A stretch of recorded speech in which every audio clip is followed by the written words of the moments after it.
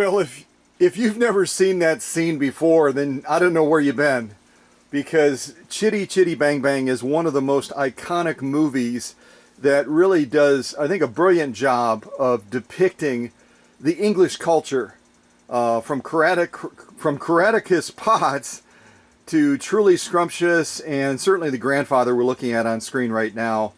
It's just it just bespeaks the entire English culture, and does a fabulous job of it. Why am I showing this clip to you? Well, because I'm preparing, and let me come out on this shot.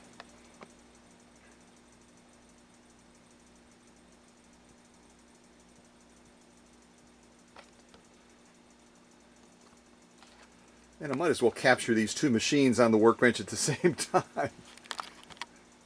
So, I'm preparing to interview Alex Askaroff from England.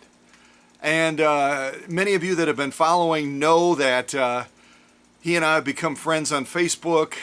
We both admire each other's work and certainly what we've done within the VSM space. And I reached out to him because I really wanted to try to capture his story a little bit. And he tells a lot of it through his biography, which I've read through several times in preparation for the interview today. And we're going to be covering a lot of that as well. But more importantly, I wanted to capture the man. A man that really went from, we hear from rags to riches all the time, right? We have a man here that went from riches to rags to a real life. And you'll learn more about what that means as we go through the interview. But it's a great opportunity. I believe that we have a mutual respect for each other and what we do within the VSM space. And it'll be a lot of fun to get to know him better. And I'm anticipating that he'll be calling me probably in about 6 or 7 minutes, something like that, unless he calls me early. So we'll see, and then we'll kind of take it from there, just step by step. Nothing scripted. I've got some questions. I've got some questions that all of you from around the world have sent in as well. So we'll just muddle through it. As Alex said yesterday as we were chatting about this, he goes, I can bumble along for quite a while. So he and I will be bumbling together, no doubt.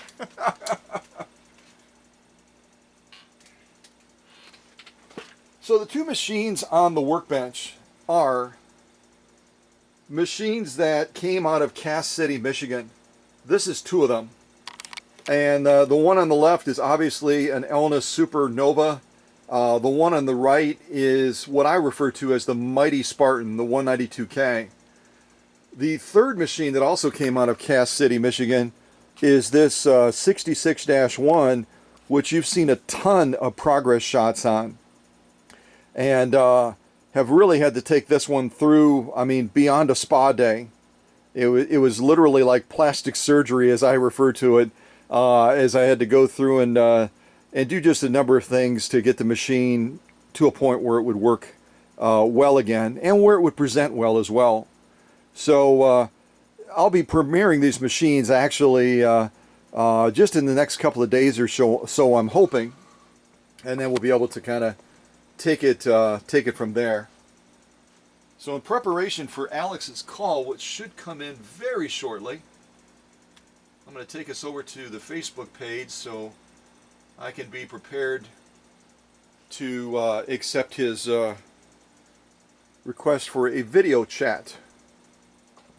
Kind of zoom in on the screen, and again, life is all about opportunities, right? Life is all about opportunities. So this is just one of those things where, you know, you never know how people are going to be. Oh, I should ring the bell before I forget. And I'm intentionally wearing my hat as well because it's a country gent hat, and I kind of think of Alex as a country gent as well. So, but you know, when I reached out to him, I didn't know how receptive he would be. You know, you know a public side of people, but when you reach out to them privately and you make a request, you don't know how they're going to respond. But his response was, hey, Mr. Bean. His response was very, very clear and concise. when I reached out to him,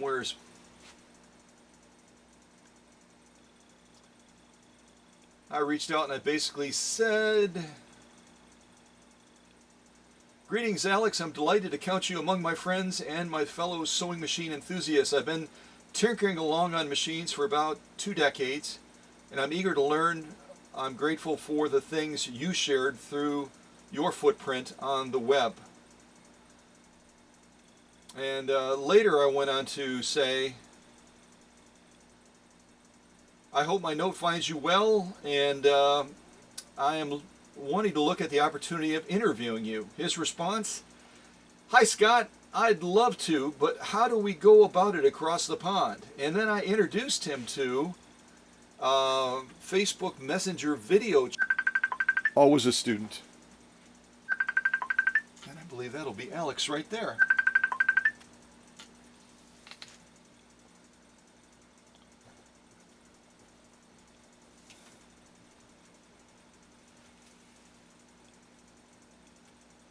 Slowly loading, slowly loading.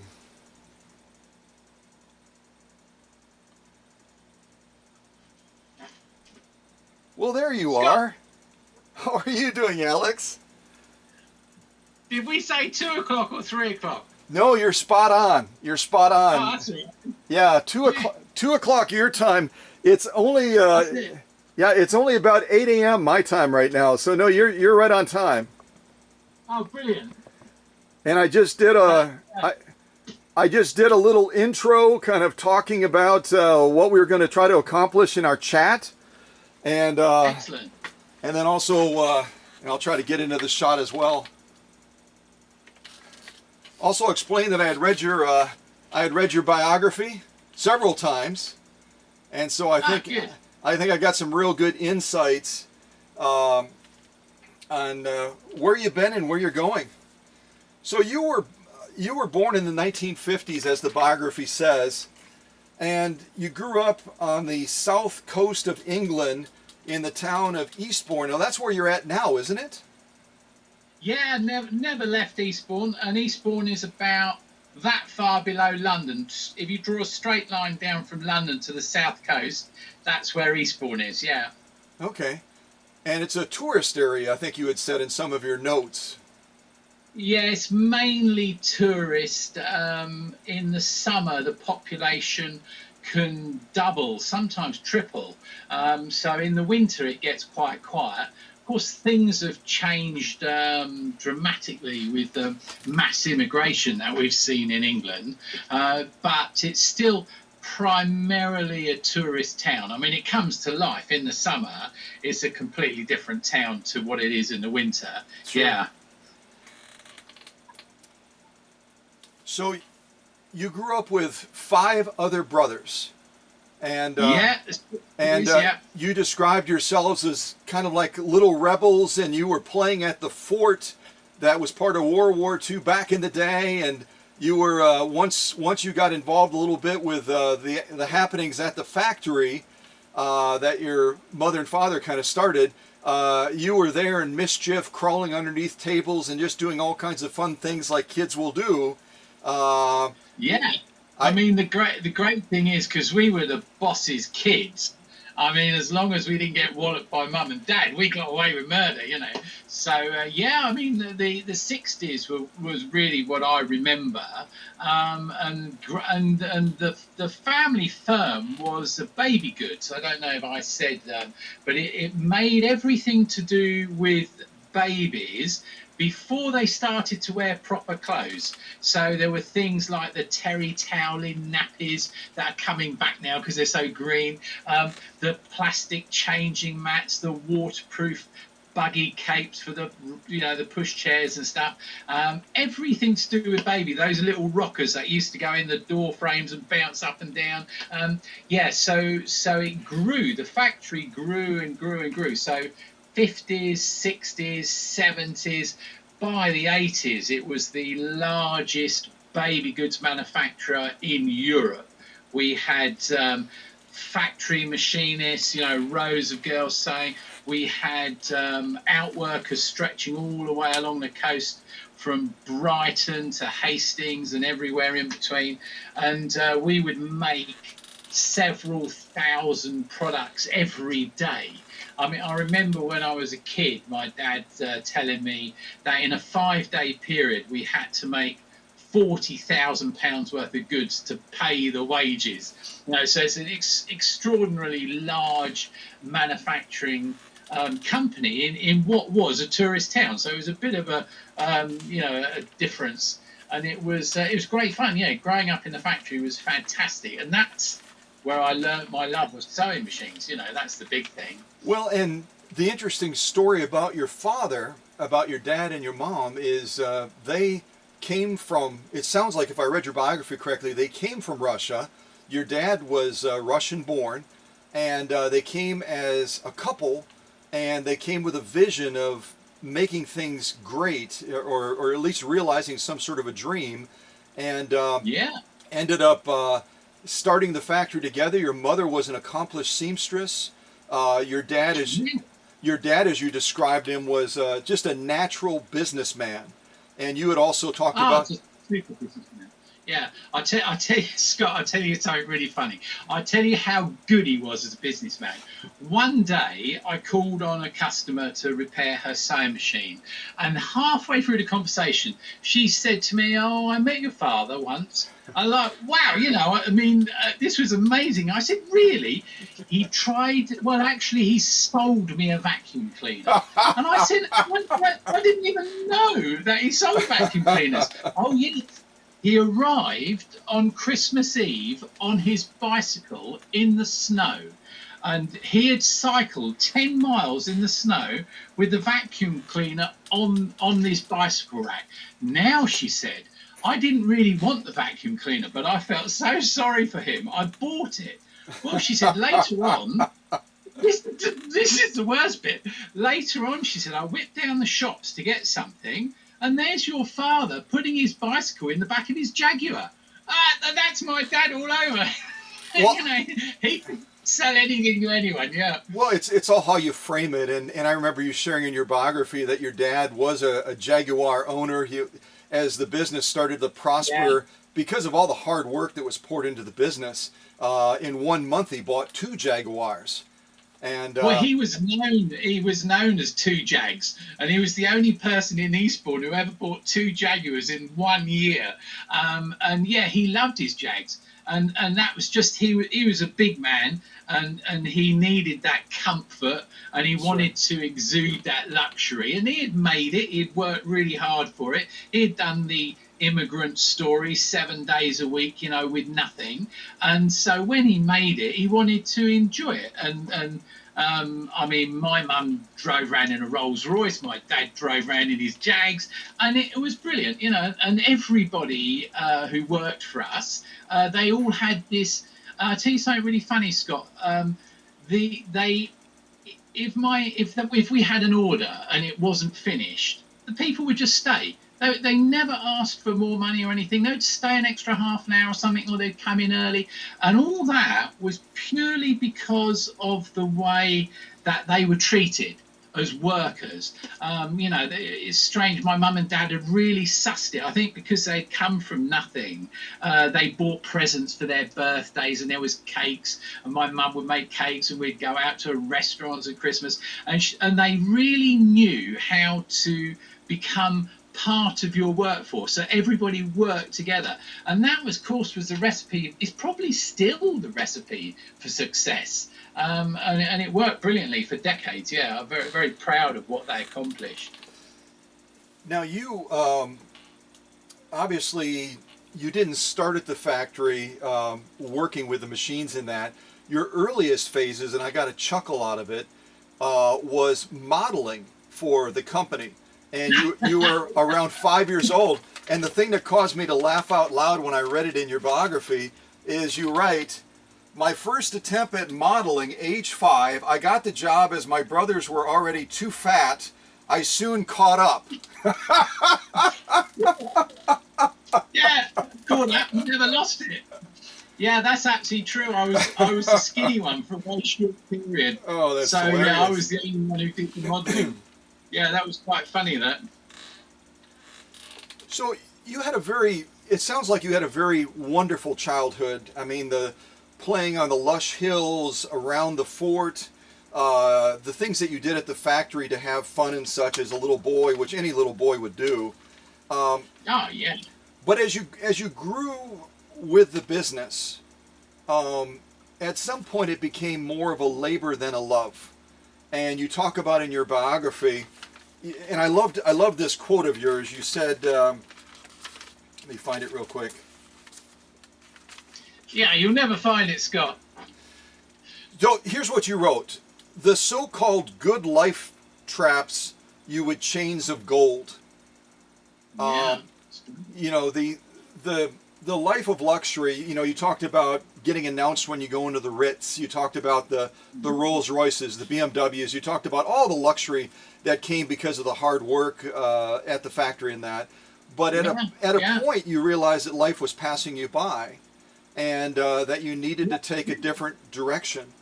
And that was a big step. Yeah, it's true. That was an enormous step. That was the biggest step in my life when you had, and everybody must think about this, where whoever they work for, and I was in a family business. So with a family business, it's 7 days a week. That's the negative side of it, because you're going to discuss it over Sunday lunch. You're going to think about it when you wake up. There's no break from it. But more importantly, as we got busier, the pressure really came because we were being hit by competition. For the first time, Europe, probably like America, was being hit by the Far East competition. Mm-hmm. So the quality of goods and the price of goods was dropping like a stone. We had been right at the very top quality. We had Viennese lace and Swiss border anglais and handmade Nottingham lace, and everything was the best. And all this came at a price. And I remember very well the little Chinese man who came into our factory, and he came in with a beautiful Moses basket, and it was better than our best-selling Moses basket. That's the extraordinary thing. It had, we had 3-inch lace. He had 3-inch lace, and then another layer of 2.5-inch lace. And he had a flame-proof mattress, which was a new thing. So his product was better than ours. Now, we knew the CMT, to cut, make and trim, that product in white border anglais cost us £29.50. We would sell it to John Lewis or Debenhams or Harrods or whoever. They would double it or triple the price, and that's how the business was. Well, now he said to us, if we buy by container load, because that's how they dealt with it, they dealt with the container size, not numbers. If we bought a container load direct from China, we could have them, what he showed us exact, £2 each. Now, when you think it's costing us nearly £30 to make, and he's offering us £2 made, it dawns on you there is no competition, there's no level playing ground. And that was where the outside pressure came from. We knew that the 80s, we were having to cut our prices, we were having to make more stuff to compete, and you're always, like, all our products were double stitched, everything was double stitched, everything was from a special thread called Madeira thread, which was really strong. It was polyester, it washed well, and every stitch, every inch was per inch, everything was regulated. Now, the competition weren't worried about any of this. They weren't worried if it fell apart after 3 washes. If it looked good and it sold, that was their business. And we just couldn't compete. Yeah, so the pressure came. So here we had everything, really. We had the lovely cars, the lovely life, the lovely houses. But with this extraordinary pressure, you don't enjoy any of it. You know, it all becomes hard. And that's the big decision that I made to cut all the ties and go out on my own. Basically, get rid of the big weight that's hanging on you, that you're dragging around every day, and let that go and see if you can just go without it. And my skill in the factory growing up was repairing the machines. It's what my dad had me trained for and everything. So that skill still needed in all the schools and factories and laundries and hospitals, hotels, you name it. And the quilting market, the hobby market, had started to rise. So it was a good time. The 80s, the 90s, all that saw the rise of a whole new industry, and I was there to help it go. So it all worked out very well. Yeah, it was a few. I mean, we didn't have a holiday for 5 years. The kids, if they got a packet of crisps, that was a good day, Sure. Yes, yeah, but it worked out in the end. Very pleased. Well, and you learned also, you had kind of stepped alongside some of the most experienced engineers at the factory, and they also kind of schooled you in the machine work as well, and that kind of built your base of knowledge, at least, along with just the experiences that you got. So yeah. My mum and dad were very clever. Like we had another big factory in Eastbourne called Jaeger, and they made, for all the big fashion houses, it was the name. Back in the 1970s, a Jaeger skirt would cost you £100. Now that was about a month's wages for a skirt. I mean, you can't believe it. So the chief head engineer there, he was employed on the weekends to come and train me. And so there was loads of bonuses. Dave Cowan, who had the local sewing machine shop, he was training me. And strangely enough, Scott, my wife's side of the family had their own sewing machine shops and everything as well. So they were in the trade. So Uncle Gordon was training me. And I had probably about 10 real experts who took the time to sit me down and say, this goes there and that goes there, and it can't be a micron to the right or a micron to the left or a millimeter up, or it has to be that. And that was great grounding. Yeah, that really started me off. Yeah, very grateful. Now, you say your wife's name Yana, right? Yes. Am I saying that correctly? You got married. Yeah. You got married back in 1978. So you're going to be, just to remind you, and I'll send you a reminder note as well, because as we get older, we forget things. But you're going to be celebrating your 44th wedding anniversary coming up quite soon. And as you talked about your transition away from the family business, you gave it a real positive spin, which I think is fabulous, because it was a positive step for you, but it also put a lot of pressure on you as well, because you described in your biography that the family felt that you had kind of stepped away and you were disloyal in some way, or you had abandoned them or whatever. And and it was just a sense of it is seen. Yeah, I mean, it's tricky, really.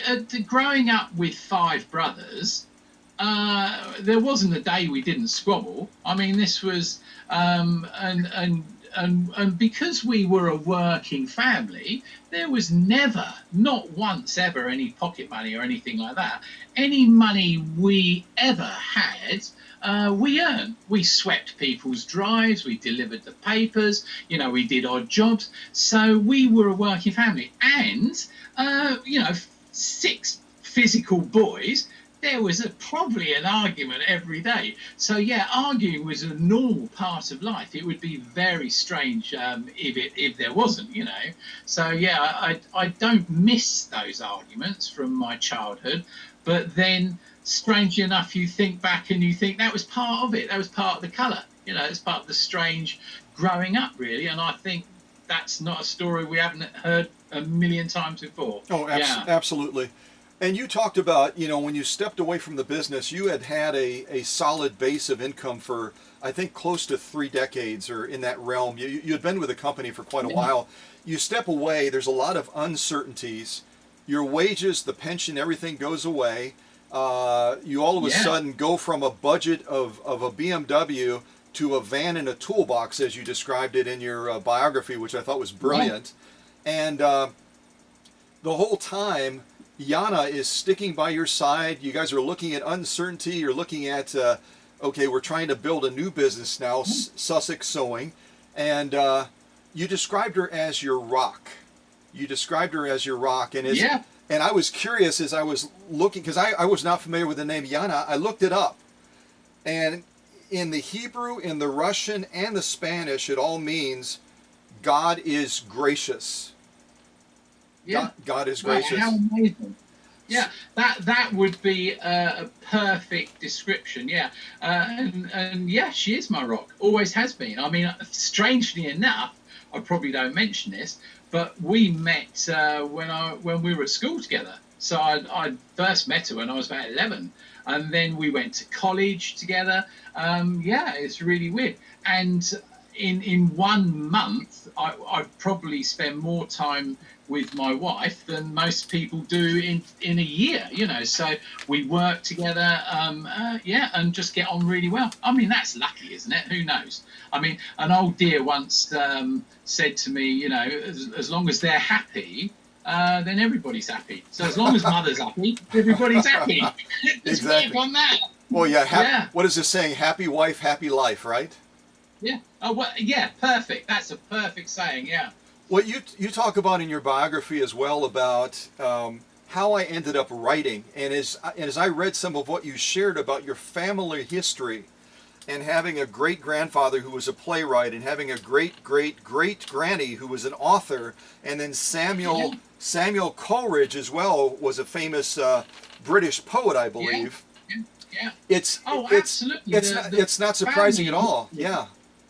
I was just going to say the family history is incredible. Yeah, I mean, it's absolutely amazing that there's playwrights and writers, and Matilda Marchioness, my great great granny. There's still 40 of her books still in print. I mean, this is extraordinary. And she wrote children's tales, and I can see why I like writing them. Yeah, but it was a revelation. Anyone should really do a bit of family research, because it's astonishing what you can turn up. Yeah. You and I, when we were chatting in preparation for this interview today, you said, well, you know, we did all kinds of things with the business, and it was really an honor. Let me read actually your words instead of making words up. It was a real thrill to see Princess Diana carrying our future king in one of our handmade palm leaf baskets. So it just goes to show, Yeah. you know, you talked about the quality of the goods that were made at the factory. They were off the charts. Yeah. They were off the charts when you have royalty using it too. It's the quality was the best. The Simplantex Premier Baby, that we provided the best baby goods money could buy. We had like Silver Cross. They still make the best prams in the world. We would make all their liners for Silver Cross, so we would supply our products, and they then would sell it in their prams and pushchairs. But you could go into Harrods any day of the week, and you would see our Premier Baby stuff on the shelf. There was nothing better on the market. I mean, and that effort that was put into every stitch that we made, that was extraordinary. And that was the quality can only from a workforce that is totally dedicated to all producing the same thing, to produce something that everybody's proud of. And our products, well, I mean, anyone who had, even today, they're still turning up secondhand. You know, this is decades after it all disappeared, because they wash so well and they wear so well, you know. So yeah, very proud of what we accomplished, and it was great. All my memories of the factory and the machinists, and it works quite negative sometimes. I was saying to someone else, I was down the shopping centre, and you would bump into one of the old dears, and she would go, "Oh, I used to change your nappy on the cutting room table," and I'm going, yeah. So extraordinary. Yeah, I can't think of a better time than yeah, my early years growing up in the factory. Yeah, and many people who grew up in manufacturing probably think the same now.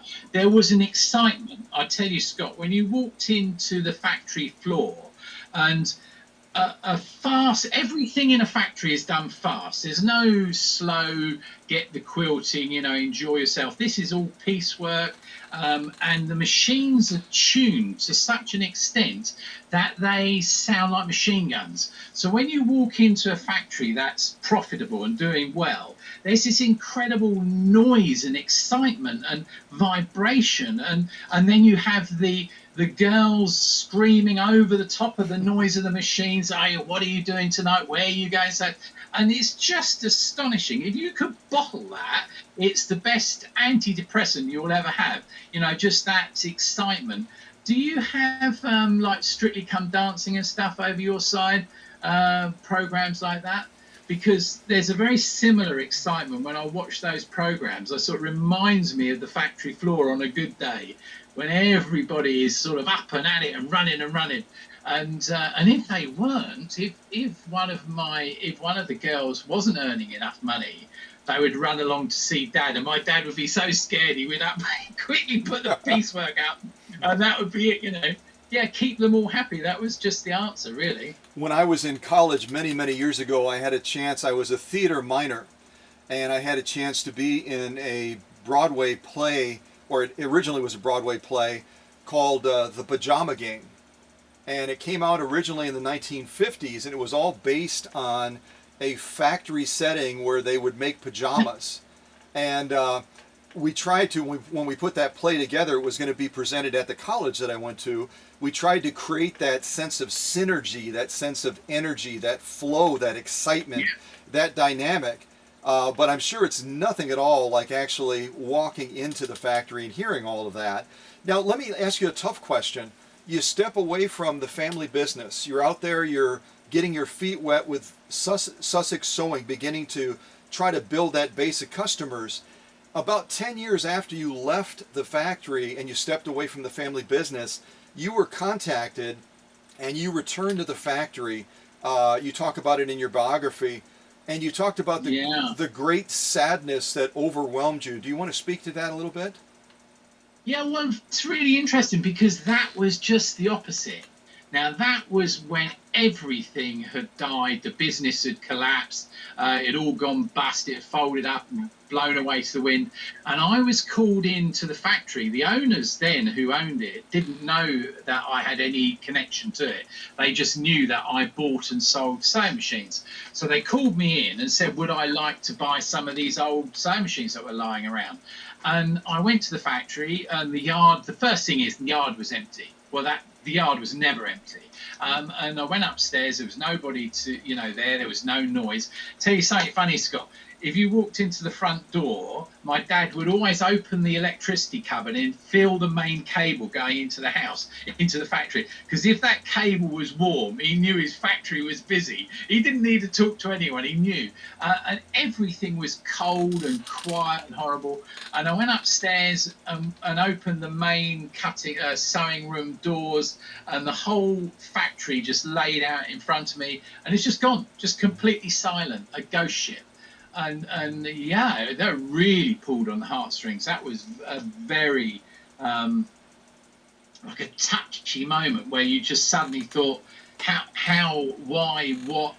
But that's life, isn't it? Everything rolls on. There's no going back. That's what happens, and it must have happened to tens of thousands of businesses as the Far East came online with their amazing manufacturing. I mean, they just swept past us. So what we went through, countless other people have done. Yeah, absolutely. Now, we didn't talk about it at all.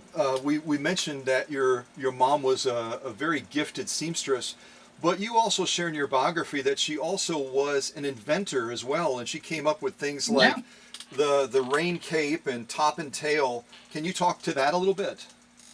Yeah, when Mumsy, it all came really about because of the kids.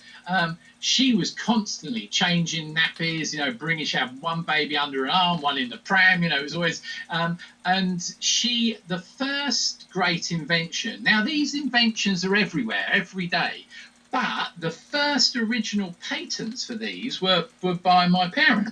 And the rain cape, the buggy cape, the waterproof covering that went over the pushchair, she made one up out of some spare material.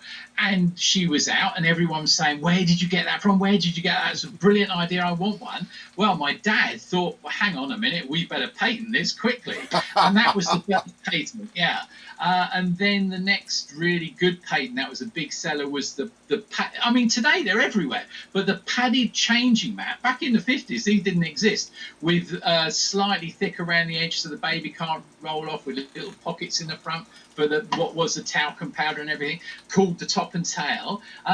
They didn't exist. Mumsy designed it, Dad patented it, we made it, and there were dozens and dozens and dozens of patents and brilliant ideas that they came up with, all to do with baby. Yeah, we never touched children's clothes or anything like that.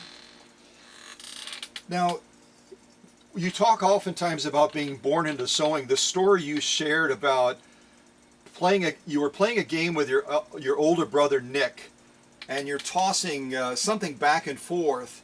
You end up breaking your parents' plate glass mirror. And that was bad news. That was, yeah. Mum and Dad had a massive plate glass mirror. But this wasn't in the factory, this was at home, and it went from the floor to the ceiling. Yeah, and I chucked a stone at Nick. I didn't even think we were going to duck. It never crossed my mind. And it went straight through this mirror. Oh my God. And Nick disappeared. I don't know. I didn't even see where he went. He just flew. And of course, my mum come rushing out, and this mirror. Now that mirror back in the 1960s, I think, was something like £400. Oh my God! Wow. Yeah. I don't know how I'm still alive. I don't know how that. Yeah, I think she was probably so angry she couldn't move. It allowed me to escape. But yeah. Yeah, you do have memories like that. We probably all do. But that was 100% me. There was one guilty person. Yeah, nothing I could do about that. But the event that tied to that was providential in a sense, because as a result of breaking that plate glass mirror, you said that you were sent to the cellar with the old Singer that you later discovered that old Singer was one of your mom's first machines. It was. Now you'll be familiar with this, Scott. It was the Singer 201. Oh, sure. Fabulous machine, yeah. And down in the cellar, I mean, it's not as bad as if there was the booze down there. There was a coal, because everything was heated with a coal. And there was all the old clothes and prams and everything. And it was a big cellar. So I was sent down there. I was a bad boy, sent into the cellar. And I was fascinated with this sewing machine because it was a treadle. So it made a noise, it made a movement, and that's the engineer in me. That's something you inherit. I've got 5 brothers, none of them even slightly interested, but I was fascinated. Why did that move? Why did this move? How's that connected? What's doing this? And so that 201, it came apart while I was spending time in the cellar. I visited it many times over the years for several different reasons. I would take the Singer 201 apart, and I don't know if I say eventually, when I was very skilled at the mechanics, I completely rebuilt it, and that went up into the main office. And it was the first thing. We had a large waiting room with aquariums and stuff like that. And that was in pride of place, was the Singer 201K, the machine that my mum started the business on, back in 55 or 57, whenever it was. Beautiful, beautiful machine.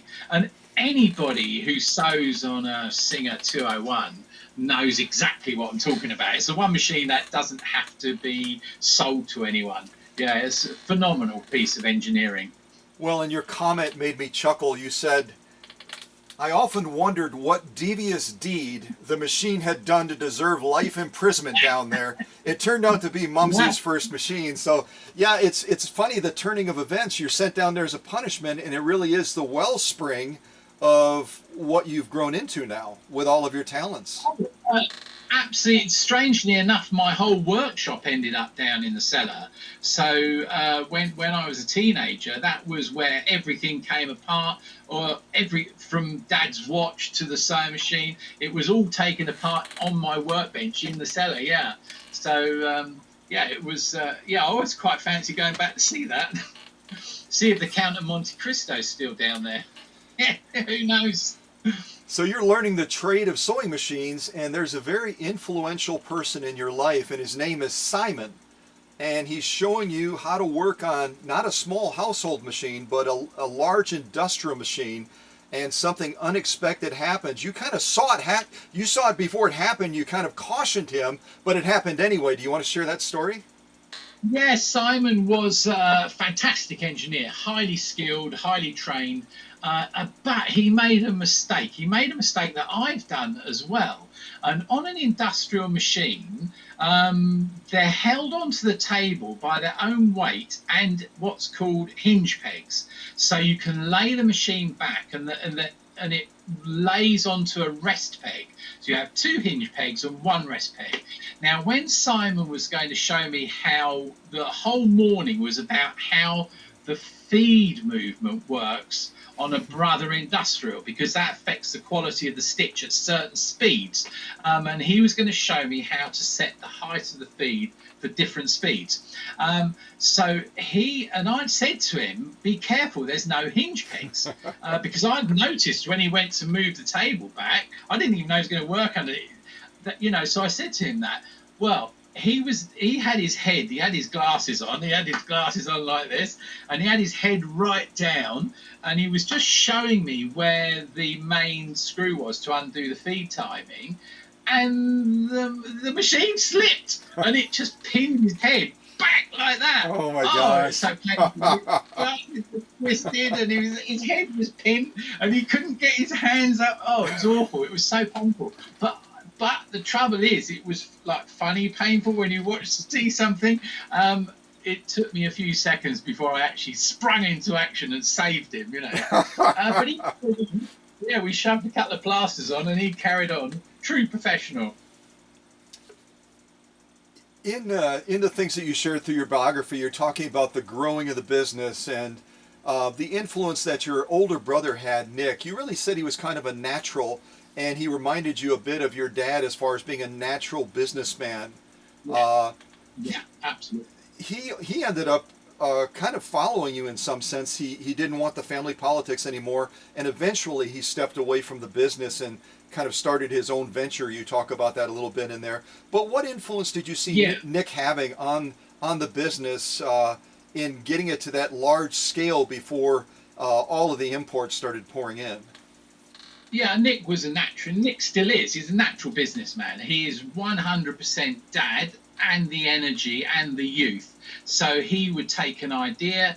He would grab, I know this is crazy, Scott, but he would grab a new product, jump on Concorde, and they'd be in New York, and he'd be back later on, and I'd go, where have you been? Thinking he'd gone fishing or somewhere. Oh, I've been in America trying to sell so-and-so. Like crazy, his ability. And so he was constantly restricted by the family business. He wasn't, he saw it as not growing fast enough. So he actually jumped ship before I did. Yeah, he was off and up and running. And he has big problems now because like one of his racehorses might be sick or something. He has problems that the normal people don't have to worry about. So yeah, he did phenomenally well in his life, and yeah, good luck to him. He's done extremely well. You talked about the different products, like the one that Princess Diana used, but you also shared that you were a little bit surprised that one of the products you thought was absolutely smashing never really took off, the musical potty. Talk about that. That was absolutely brilliant. We used to have Earl's Court. We'd have the big baby show every year, and all the best products would come and have a stand there. Incredibly expensive, so only like McLaren, the inventor of the first collapsible baby buggy, was there. He was the first millionaire in the baby business, and so he would be there showing his latest foldable, collapsible, pushchairs and everything. There'd be all these big names, and one day this sort of, can only describe him as a little professor type person, comes up onto our stand and said, "Would you be interested in this? It's a musical potty." And I said, "Well, I like the idea of that. We'd give that a try." And my God, it worked brilliantly, but it just never sold. I mean, it is absolutely, there must be musical potties out now, but it was all because of this chap who invented it. And we're talking 40 plus years ago, at least, probably 50 years ago. That, extraordinary. Well, and you used it with your own children, and you said it worked brilliantly. That was the test. Yeah, I wasn't testing it myself. The kids, you couldn't get them off it. It was like, I want to go to the loo. I want to go to the loo. Yeah, it was magic, absolute magic. Yeah, it should have been a phenomenal success. It was, obviously something, just marketing or something. Yeah. So you're 11 years old. It's 1968, and the premiere of what everyone knows around the world is one of the most beloved movies, Chitty Chitty Bang Bang, comes onto the big screen in 1968. You're only 11 years old, but you're engaged in your business is thriving, everything's going on, and all of a sudden a crisis erupts. Can you share that story? Yeah, now that is Chitty Chitty Bang Bang, but that is the stage show. That what happened is many years later than this. Oh, okay. The stage show was touring around the country, and they had a problem with the Chitty Chitty Bang Bang with the wings as they open up. They were fabric and they would fold away, and they needed a specialist overlocker that would do the heavy seams but whip the edge round. And I was called in to repair that. It's like an emergency repair, and because I managed to fix it, opening night, as far as I'm aware, opening night went off like a dream. Yeah, and we went up to London to see the show. Yeah, to see Chitty Chitty Bang Bang, and not the most impressive thing, but it was, that opening of the wings when it flew across the stage. Yeah, so great memories. Quite a lot of of my work is done on the quiet behind, repairing machinery and supply machinery to people that we see sort of every day. The Strictly Come Dancing, that's what I mentioned earlier, the girls who sew the costumes on that, I'll be around fixing their machines. We see the famous celebrity dancing, but behind that has been an awful lot of effort that's gone on behind the scenes to get it to that stage. And the most famous place near us is Glyndebourne Opera House. In fact, one of my favourite machines comes from Glyndebourne Opera House. They had, behind the curtains, they had a hand, about 1880 fiddle bass machine to do emergency repairs during the actual performance. If someone's dress ripped or costume, something came apart, there was a little hand machine at the back so they could quickly do up the seam to carry on with the show. And that got woodworm. So I got a phone call saying, "Oh my God, what can we do?" And I took one look at it and I said, well, actually, I could supply you with a more modern machine. I was just thinking, please, and I've still got that. Yeah, I've still got, it's one of my favourite machines because it came from Glyndebourne. Yeah, and because of what it did. Yeah, it's a beautiful little machine. So kind of back to the transition that you took away from the family business. You write, "It would be a great leap, I suppose a leap of faith. I was going from the security of a business that had never failed into the unknown, away from a business, or towards a business that was unknown." And then you talk about just the challenges that you had in that period of time, and everything from Yana needing to do what we would call yard sales, and you're having to downsize a lot of the things you had in your household, and eventually you go on to the funny story, which caused me to chuckle because I can relate, how you had plans to part with a car that was so cherished to you, and then Yana pulling into the garage ends up hitting the car. So, but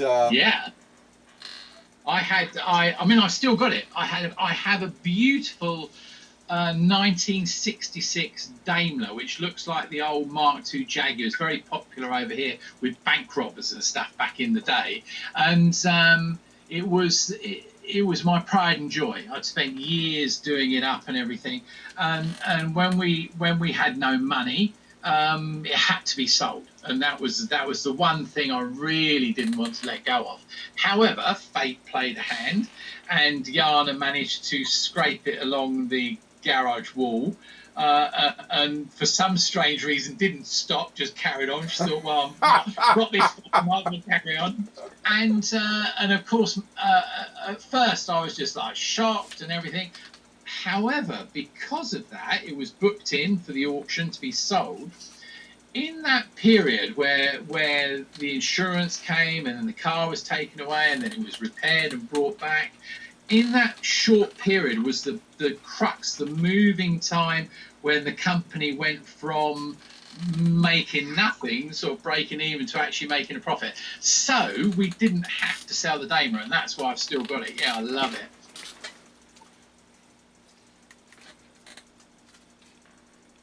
So I had one other thing I wanted to ask along that line.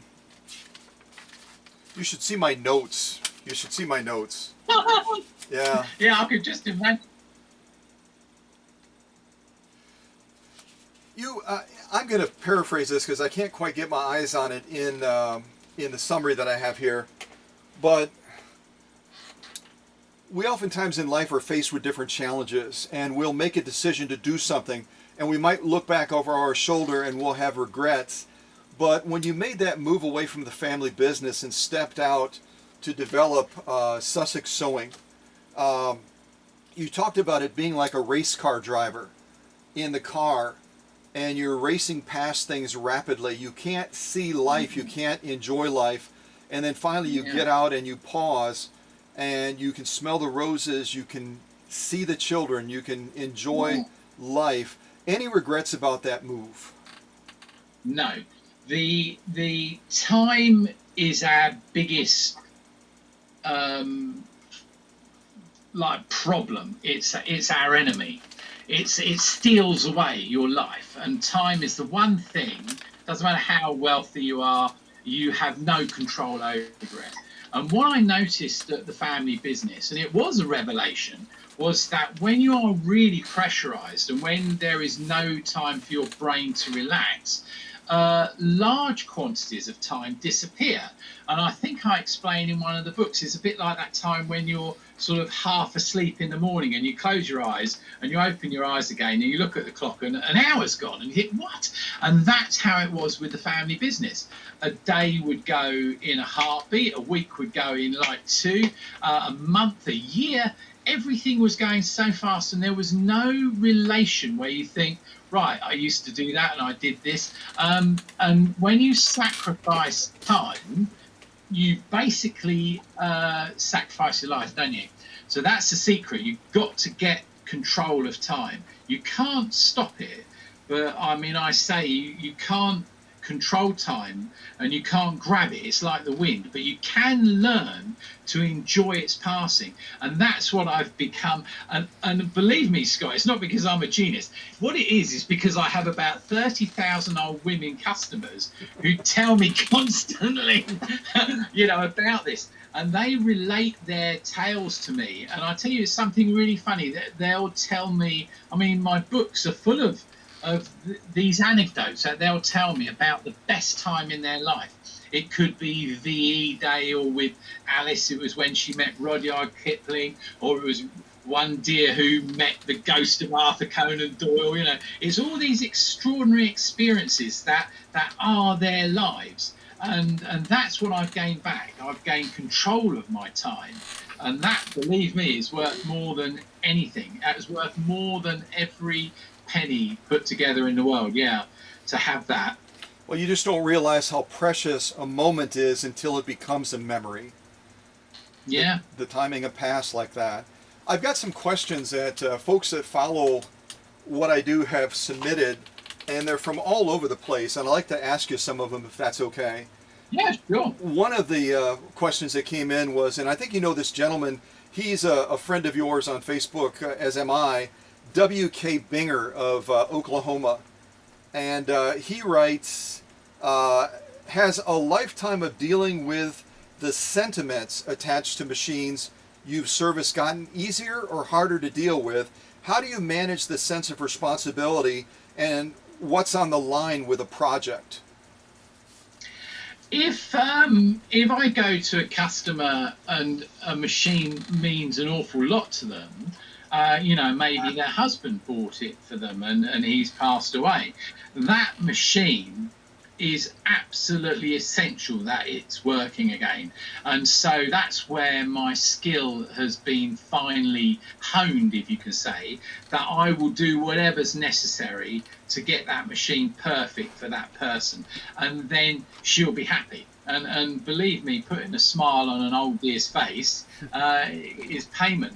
I mean, quite often, I say in my books, quite often I can go for days and not earn any money because I'll get a pot of jam, or I'll get some cucumbers from the greenhouse, or I'll get some arting, I'll get some, it's weird, but that pales into insignificance against the, I don't know, it's the pure glory of getting them happy again.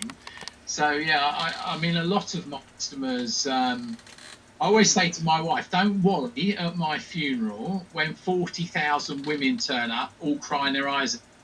I'm only worried about bloody sewing machines. That's it. Okay? So that's the truth of it. Absolutely. Yeah.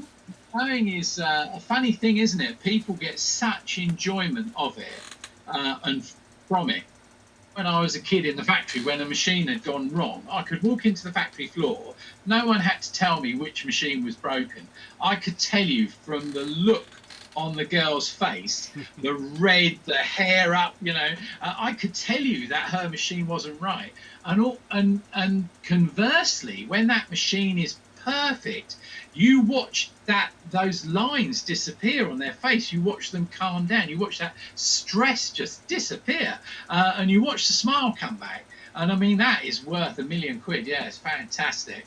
So, and I'm particularly good at repairing sewing machines. It's all my old dears tell me I have gold in my fingertips, and that comes from, again, the family research. We were watchmakers.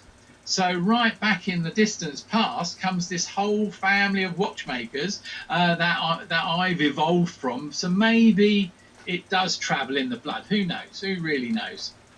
I did not know that about the watchmaker history with your family. Yeah, my great granddad was King George III's watchmaker. Yeah, so, and I still have one of his watches that he made, and it was, and on his little epitaph it said personal friend and King George's watchmaker. And I thought, oh wow, how fantastic is that? The little conversations they must have had over these little watches and clocks. Yeah, I've always wanted to buy one of my family's clocks, but they're just silly money now. Yeah, so they run into thousands and thousands of pounds. One day, who knows? The next question comes from Paula Noel from Florida, and she writes, what books, if any, have you written on your interest and talent with gardening? Where can they be found and purchased? My mum was a phenomenal gardener. My earliest memories as a child was waking up, opening the curtains, didn't matter what time, it'd be 4 o'clock in the morning, and Mumsy would be out gardening. She loved the garden, and she had green fingers, and I don't know, plants are just like sewing machines, are just like people. They're an effort them, you get it back. So I particularly like roses, so I feed them well and I trim them, and my wife's caught me talking to them, and they're happy, so they give me great flowers, and that it's as simple as that. I couldn't tell you one Latin name of one plant. Okay, I have no interest in that at all. What I have the interest in is the beauty that they give me and the feeling that you get when you smell a beautiful flower in the morning or something. Because roses are funny like that. You know, you go to bed and the next morning you wake up and it's there. It's like come during the night. It's like wow, and it's put on its best dress and it's saying hello. Yeah, just fabulous. So Well, I get a great thrill from gardening. I've seen some of your posts, and I would certainly encourage any of the folks that follow what I do to consider following you on Facebook, because some of the posts you give of the flowers, especially that vacant bucket that you had that you fill with those flowers and they just came to life, was just spectacular. Yeah. So It is. There's a glory in the garden, isn't there? It is that natural. And springtime, I mean, there's people in springtime who wouldn't even look up from the pavement. And in springtime, they want to give you their life history. It is extraordinary, this natural rebirth of Mother Nature. And it's in us all. You know, you can grow up in a city and you'll have a little flower on your kitchen windowsill and you'll understand what I mean, yeah. So to answer Paula's question, have you written any books, or do you plan to write any books relating to gardening, or No. is it? I mean, I would be ripped to shreds. I don't know anything about them at all. Can you just imagine all these experts and these, 5 years at university knowing every Latin name backwards and upside down? No, I would never dare. But all I can tell you is, with gardening, is you get what you put in. That's it. But see, the more effort you put in, the better you get. You could do like me when I'm presenting different machines on my YouTube channel, and they'll be doing different decorative stitches. I'll make up my own names of what that decorative stitch is called. I'll call it a block stitch, or I'll call it a snake stitch, or whatever. People get a laugh out of that because they know that there's proper names for the stitches, but I'll just look at the stitch and I'll call it what I want to call it. So yeah, my favorite rose, I call it frilly knickers. And my wife keeps saying, it's not called frilly knickers. I go, I don't care. That's what it's called. It's, there are some names that just suit certain flowers.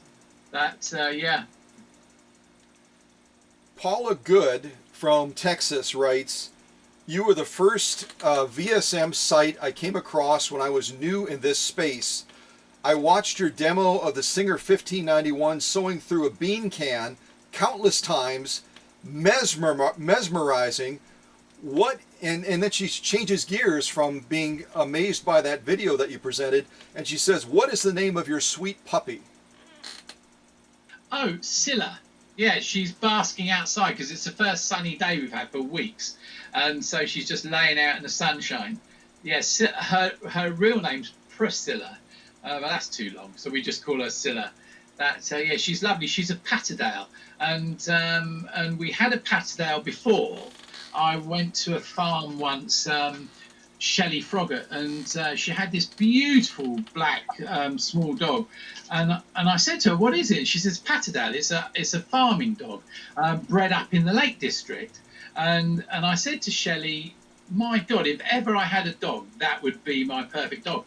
And I forgot all about it. And a year went by, and she rang me up and she said, Alex, your puppy's ready. And I, what? And she said, I've sold 6 and I've kept the one that looked just like Mum. And I hung up and I said to my wife, I said, our puppy's ready to collect. And she said, what? And anyway, we come up with this cunning plan. We came up with this plan that we'll go and have a look at it, because Shelley was a good customer of mine. We'll go and have a look at it, and I'll start sneezing and coughing and itching, and then we go, oh no, it's so sad, I'm allergic, who would know? So that didn't work. As soon as we saw the puppy, we just grabbed her, and she was just fantastic. And so after having a Patterdale, the only other dog we'd have is another Patterdale. They're just extraordinary dogs, really. They're just sort of like half-size Labradors, but it's their character. It's their character which is so good, yeah. I love that picture of you. You're up on the edge of a hill, and I believe you're cradling her underneath your arm. You're holding her in one of the shots that I saw. So. Oh, yeah, she's a very cuddly dog. I mean, she'll always, in the evening, she'll just be on our laps. And that's the other good thing with she weighs 10 kilos, slightly smaller dogs, easy to lift up. It doesn't matter if she sits on, we put a blanket on the settee and stuff. Yeah, very easy dog to look after. And yeah, touch wood, been amazing.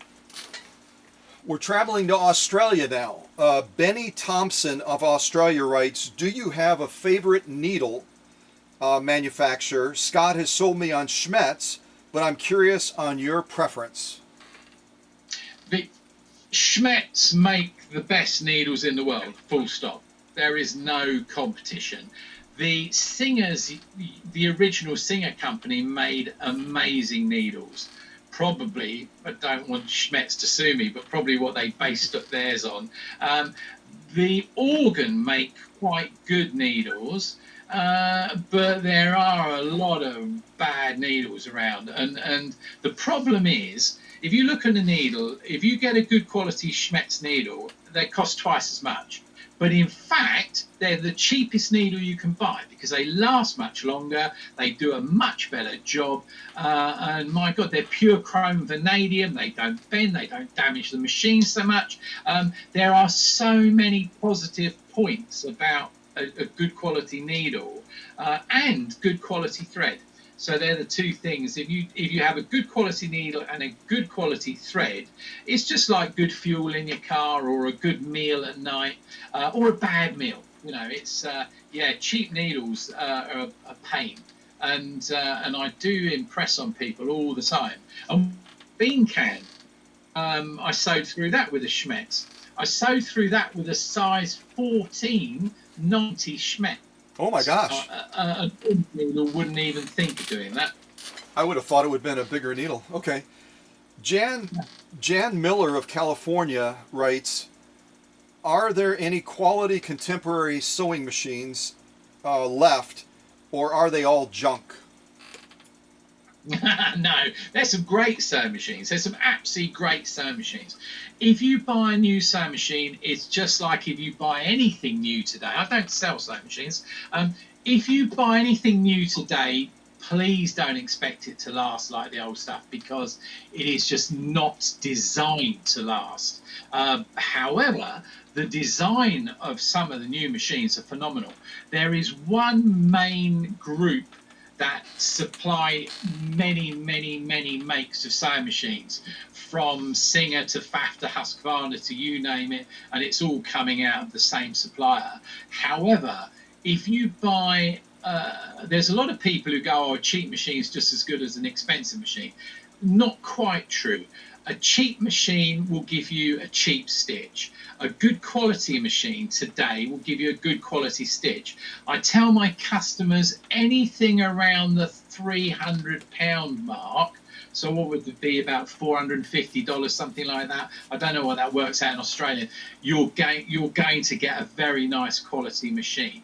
These new electronic motors that push the needle through the thicker work without increasing the speed. The way that you can just press a button and it will automatically switch to a pattern and it will control the size, the width, the speed, everything in one go. Computers have come on from nowhere. If I open up a £2,000 machine today, they're nearly empty. It's extraordinary because it's the computer driving a step motor, driving this, driving that, and it's a few belts and a few wires. In the old days, it would be impossible to make a machine that will do what a new machine would do. It's just not possible.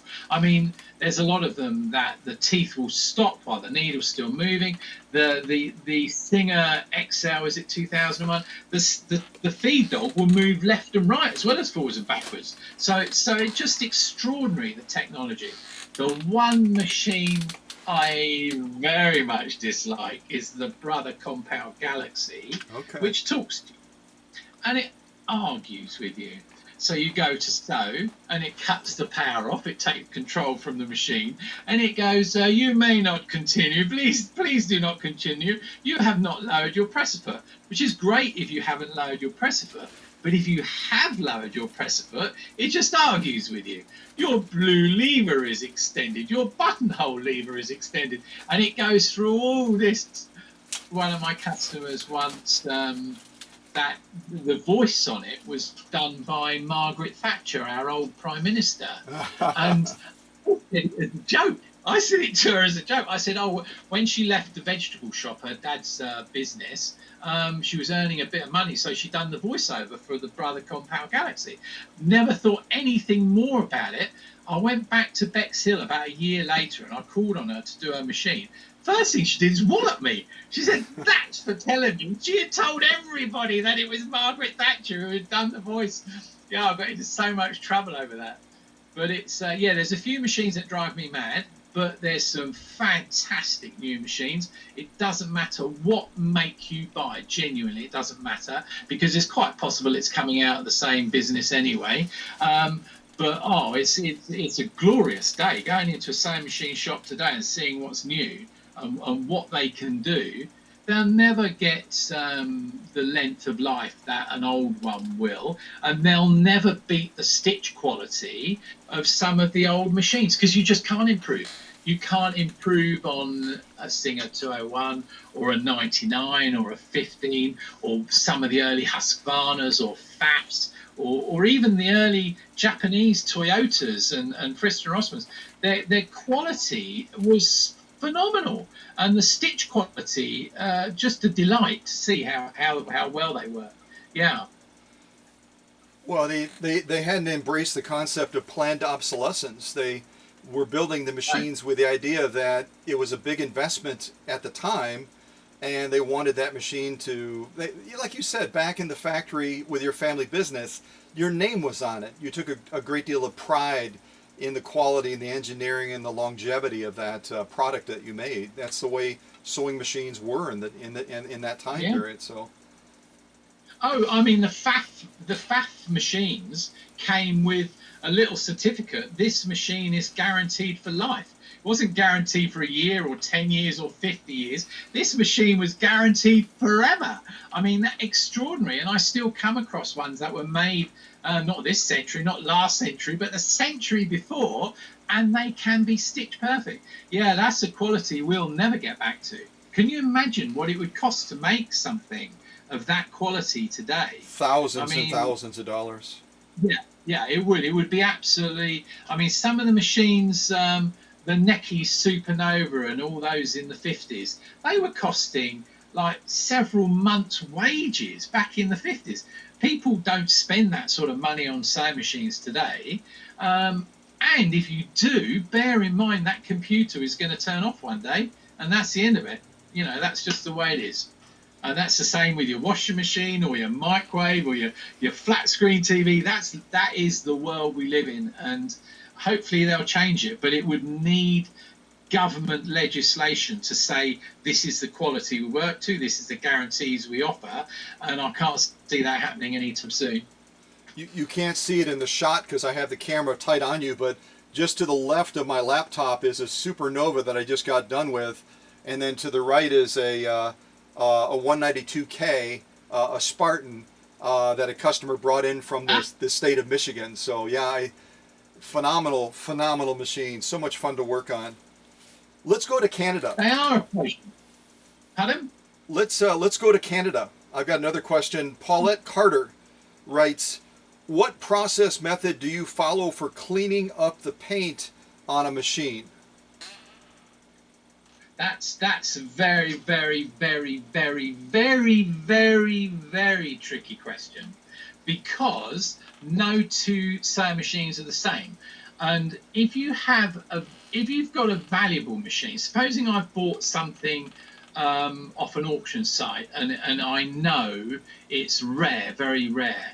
Now, if that's under a load of grime, that grime could come off with a gentle wipe of a cloth, but that could also take some of the gold off. So there is no one method, but I would find that even if it's very valuable, even a soft, I've got one here.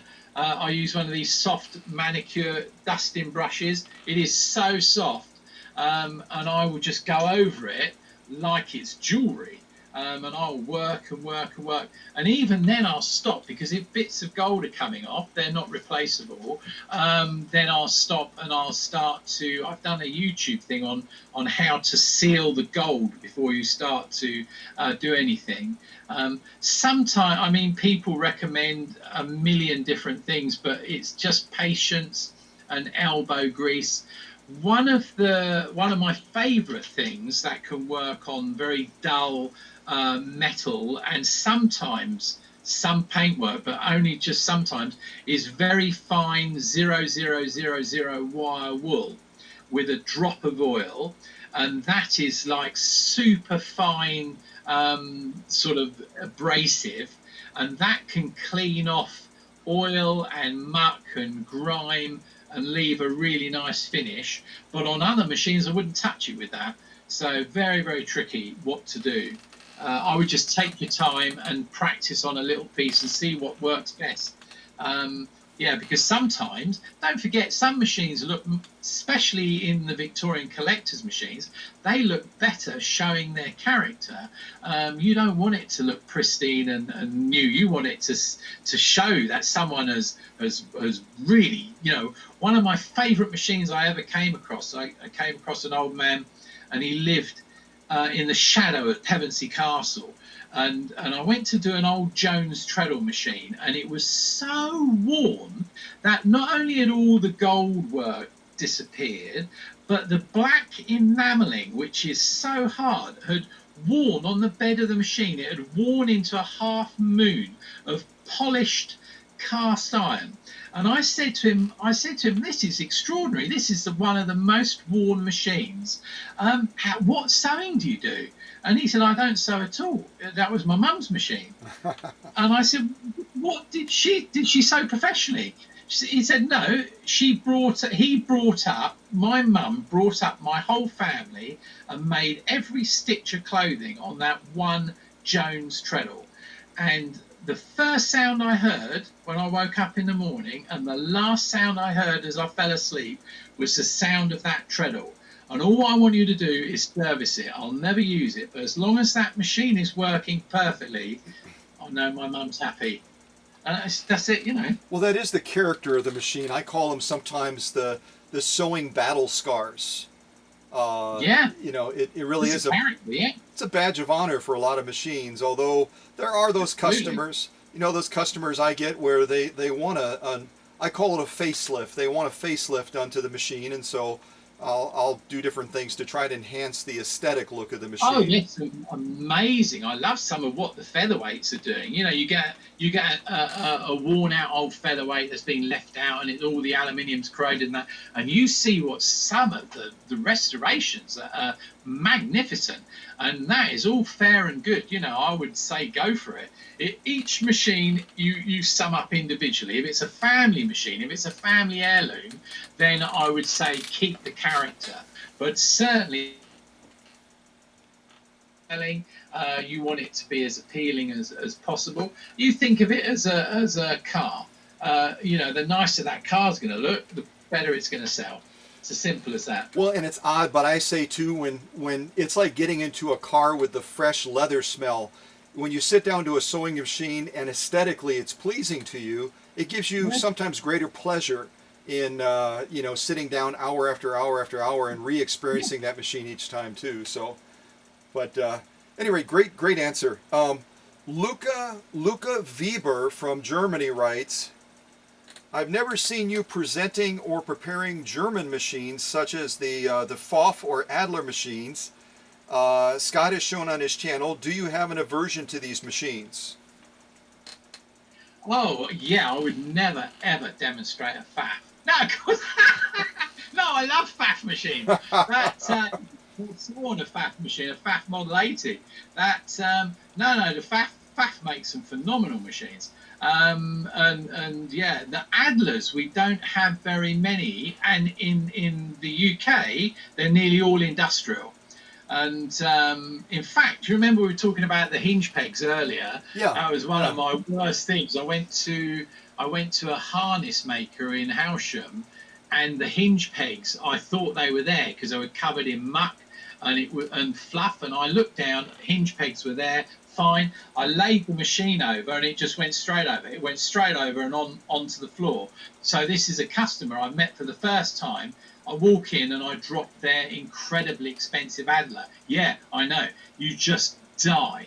And so I had to take it away with me. I had to order all the new parts. I had to put it all back together. And lucky enough, I'm still working for David, so he doesn't hate me too much. But yeah, Adler's make some incredible machines, and Pfaff, one of the best makers in the world. But again, if you buy a new Singer today, you're buying a Pfaff and a Husqvarna and all that's all the same. So yeah, but the early Pfaffs, yeah, we used to call the really early ones, the cast iron ones, in the trade, we would call them the backbreakers, because, oh my God, they were so heavy. Oh, yeah. Yeah, beautiful machine. We call them boat anchors, too, so. Yeah, boat anchor, good one, yeah. We're heading to Sweden next with Lars Nilsson, who writes, have you or do you hope to visit our Husqvarna Museum in Jönköping? No, I would love to visit the museum, and the Husqvarna is one of my favourite pages I did on my Solot site, because I really researched their history. When I first did the blog on Husqvarna, there was nothing on the internet. There was nothing, even Husqvarna themselves hadn't done anything. So I built up all the information, and it got bigger and bigger and bigger. And lucky enough, people would send me pictures of different models and everything. And it really encouraged people to look at Husqvarna, the oldest sewing machine company in the world, with a new light, because they made some. I would love my favourite all-time machine, the Husqvarna North Star. I've never seen a real one. I don't know how many exist. Probably just a handful. But yeah, I would sell something very precious to get that. Yeah, that's Husqvarna have made some phenomenal. Of course, they invented the sintered steel bearings, and they were pioneers of the most crazy ideas that worked. Yeah, Husqvarna machines are phenomenal. They were the first people who really built in the obsolescence. They were the first people who took away the lubricating points, who made sealed machines.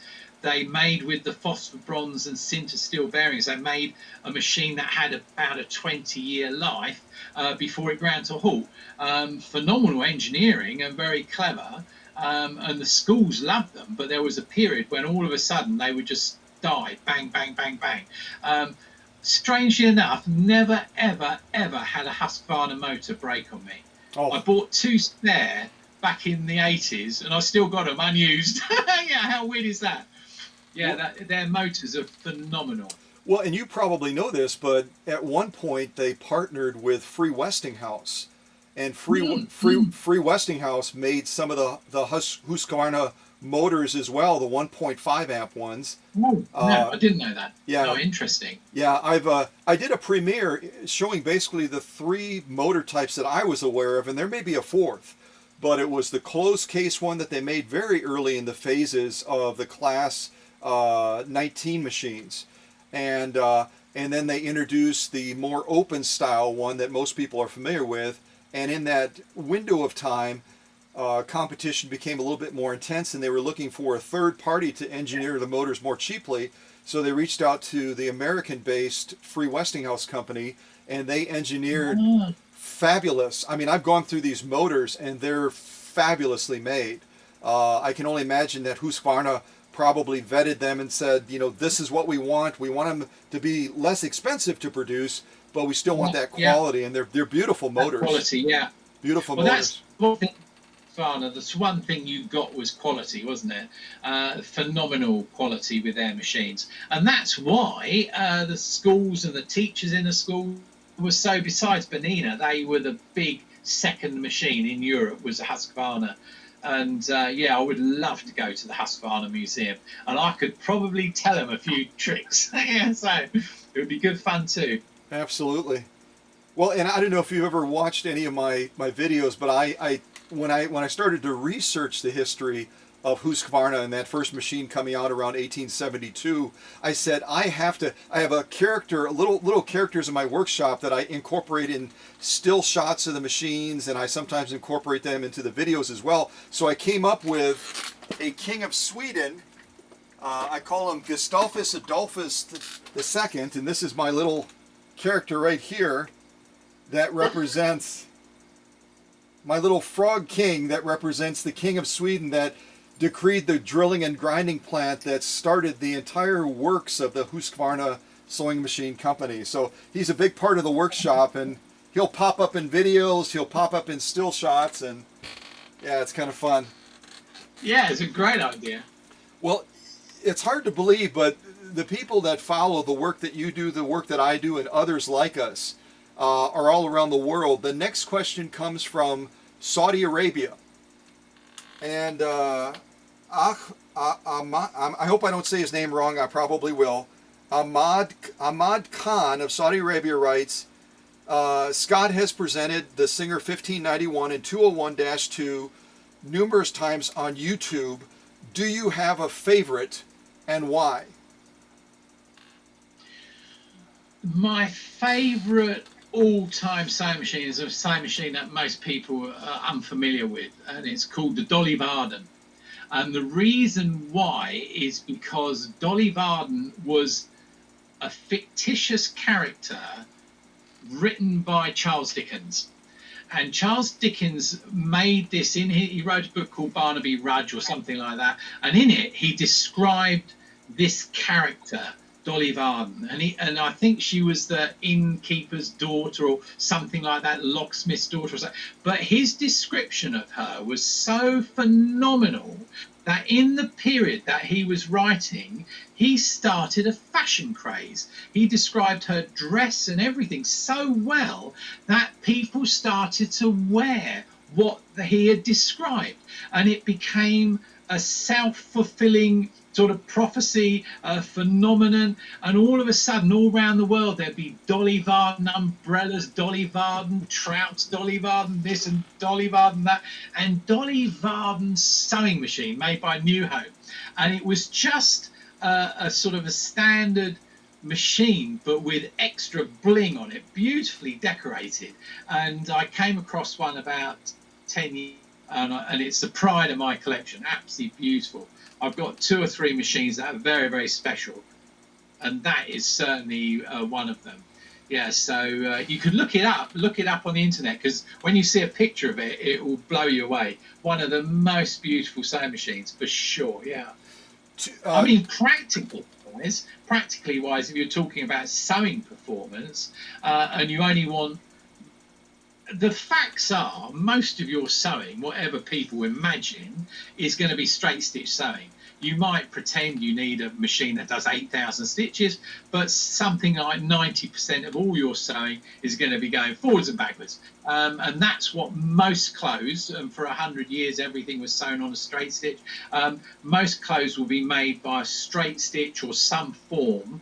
And so a good quality straight stitch, they all made them. Husqvarna made the great, well, the problem is they all copied Singer, Singer's Model 15, Model 17, Model 99, Model 201. I mean, don't forget the patents ran out. If they didn't renew the patents, they ran out within 7 years. And then all of a sudden, they were saying with the Singer 15, they were saying almost every German manufacturer had retooled and were ready and waiting for the patents to expire so that they could get into production. They probably already made a load. That's how important it was. So they were always looking for the best ideas and then just copying it. So you can't beat a 15K. You just can't beat it for sheer quality of stitch through a baked bean tin of all things. But you could do a layer of silk as well. That's what is extraordinary. My favourite machine that I use most regularly is a Benina Minimatic.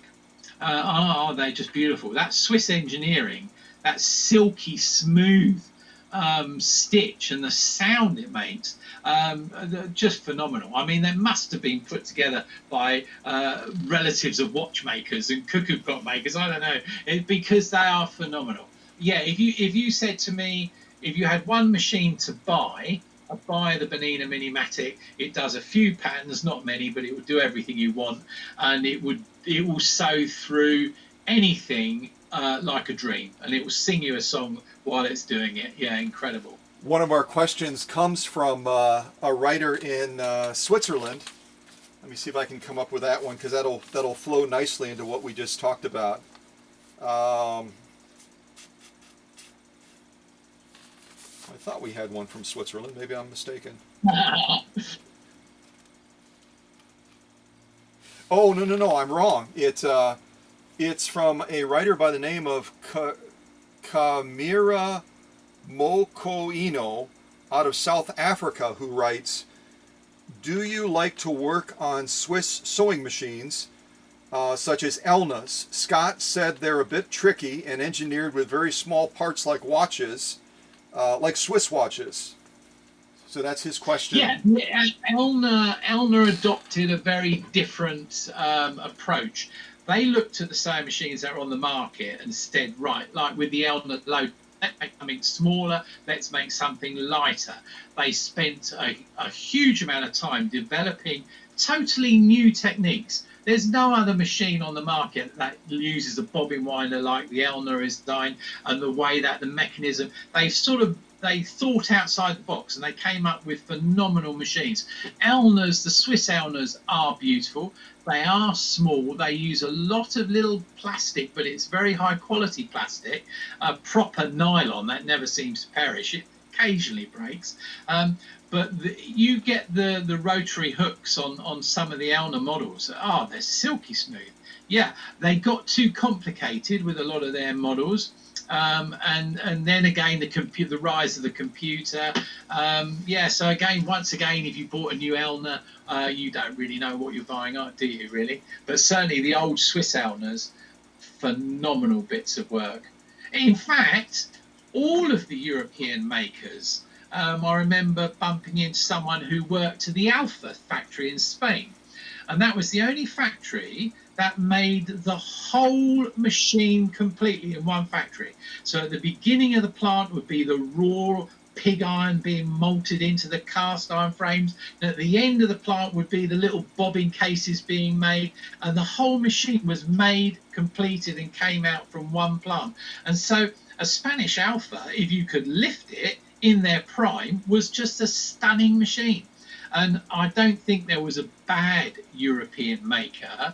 We've seen a lot of lower quality Indian and Chinese and Russian machines back in a few years ago. Some of the Russian models, my God, they're incredibly heavy and lumpy. They would stitch, but there was no smoothness about them.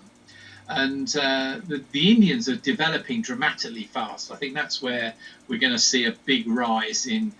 It takes a long time. It takes decades. You look at the Chinese and the Japanese, they're the perfect example. The war comes. After the war, they're banned from making any war machinery. What can they make? They can make toys. They can make sewing machines. So first of all, they make toy sewing machines. Then they start making real sewing machines. And then they start making better and better and better, and then they bring the price down, and then they whack the European markets, which were the old kingdom. They'd been making machines for a century, and then along they come with a machine that will do 3 patterns and half the price and just the same quality. I mean, the early Frister and Rossmans, the early Toyotas, the early Brothers, they're the classic cars of the 50s and 60s. They ooze quality. And then, of course, we go to the throwaway era, which we're in now, and anywhere in between. Anyone who bought a Singer back in the 90s would go, oh, it's not like my mum's machine, is it? No. That's just the way the world went. Yeah. Well, and there's a lot of mixed feelings about you mentioned the Japanese and post-World War II, and after we bombed Hiroshima and Nagasaki, in our effort to help them rebuild their economy, we actually empowered them by giving them patents and designs to develop some of those machines that they made. In particular, the Class 15s, they pumped a ton of those into the U.S. market and elsewhere. and put a lot of the American makers out of business. So there's kind of mixed feelings about, you know, that effort as it relates to you know, the Japanese rebuilding, etc. There was a huge hole in the market, you have to remember, because the biggest manufacturers in Europe by far were the Germans. They had hundreds of sewing machine factories, and they knocked out so many sewing machines, and they supplied the world. Well, of course, after the First World War, no one bought anything that was even slightly German, and that's when a lot of strange German machines came onto the market with very English names to try and get around this. And you certainly never saw made in Germany on anything past 1920, really, just didn't exist. And then again with the Second World War. So you took away the biggest manufacturing base in Europe. And so you can see why the American market, they would invest in Japan and they could then supply. But it came back to bite them. Yeah, it came back to bite us. I mean, our family business closed for the very same reason as a million other businesses did. Yeah. And that's the way the world turned. Yeah, who knew? Well, like you said, with the Germans not badge marking things made in Germany after the war, the Japanese initially, you'll remember, had that big badge mark on the front of it, made in Japan, and then the objections started cropping up and the word started getting out about. All of a sudden, that changed to deluxe or some other code word that they would put on there to mask where the origin of that machine was. So and they would go to a code and it would be JA for Janome or whatever. And I can understand if you were a business in Japan and you had to carry on making, you would have to get round it somehow. And then, of course, the Japanese, we moan about the Japanese, they got hit by the Chinese. They did exactly the same what the Americans did to the Japanese did to the Chinese. They invested in their economy, in their manufacturing, in their infrastructure, and then the Chinese out-competed them, you know. They've out-competed the world. And it's phenomenal, isn't it, how China have come on. And the quality... People forget about the Chinese. This is something really interesting. The Chinese are perfectionists. So if you want something beautifully made, if you want a piece of hand-carved wood or handmade silk, they will make it. They have the ability, the skill, the traditions, the technology. But if you want something cheap, they'll also make that. Now, that's what the Europeans couldn't do. And, of course, we all wanted something cheap. So we're our own worst enemies, aren't we? Yeah, absolutely. Absolutely. We're heading to, I think I have about 3 core questions left that came in. From New Mexico in the U.S., Samantha Keel writes, have you visited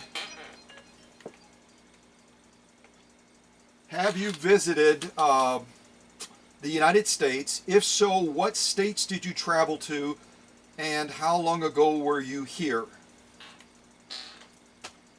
Oh, well, that's very easy. No, never been to America. I've always said to my wife, if you let me go to America, you never see me again. There'll just be a dusty trail leading over a hill somewhere, and I'll be gone. Now, I mean, I love, obviously everyone in Europe grows up with America on their screens every day. And you know, I love the whole attitude of the Americans. You know, born free, absolutely. It's we have a very similar saying here: born free, taxed to death. So it's a slightly different sort of thing over here. It's so it just looks like a phenomenal place to grow up and to live and to be blessed to born in. I mean, I was very lucky. I was born in England. Could have been born with my family. God, could have been born in a salt mine out of Siberia. Who knows? So yeah, very, very lucky where I was born. Well, I'll always leave the light on for you if you and Yana ever decide to make the trip. I've got a place for you here, so. Oh my God, we planned so many times. We planned, and then all of a sudden I say, this is going to take us 6 months, and we're doing the abbreviated version. You know, there's so many amazing places, isn't there, to see in America? Oh, lots and lots of places. Yeah. I'm going to try to pronounce this name correctly. Kai Akamu of Hawaii writes, have you shipped or finished machines to the U.S.? If yes, what models? I think they're asking, have you prepared any machines and shipped them to the U.S.? And if so, what machines did you possibly prepare if you were doing something for a customer? Yeah, I've sold a lot of machines to America. I mean, that's the American collectors market is a vibrant market, and it's very good. And I've shipped every type of old classic sewing machine to America, mainly Victorian or turn of the century. The one that is very, very popular is the Singer Model 12K, which in England was mainly hand crank. Of course, the Americans love that because you were more treadle over there, I believe. And so I pick those up. I'll get them working perfectly, and then I'll pack them up, and then they'll be, in New York or wherever somewhere.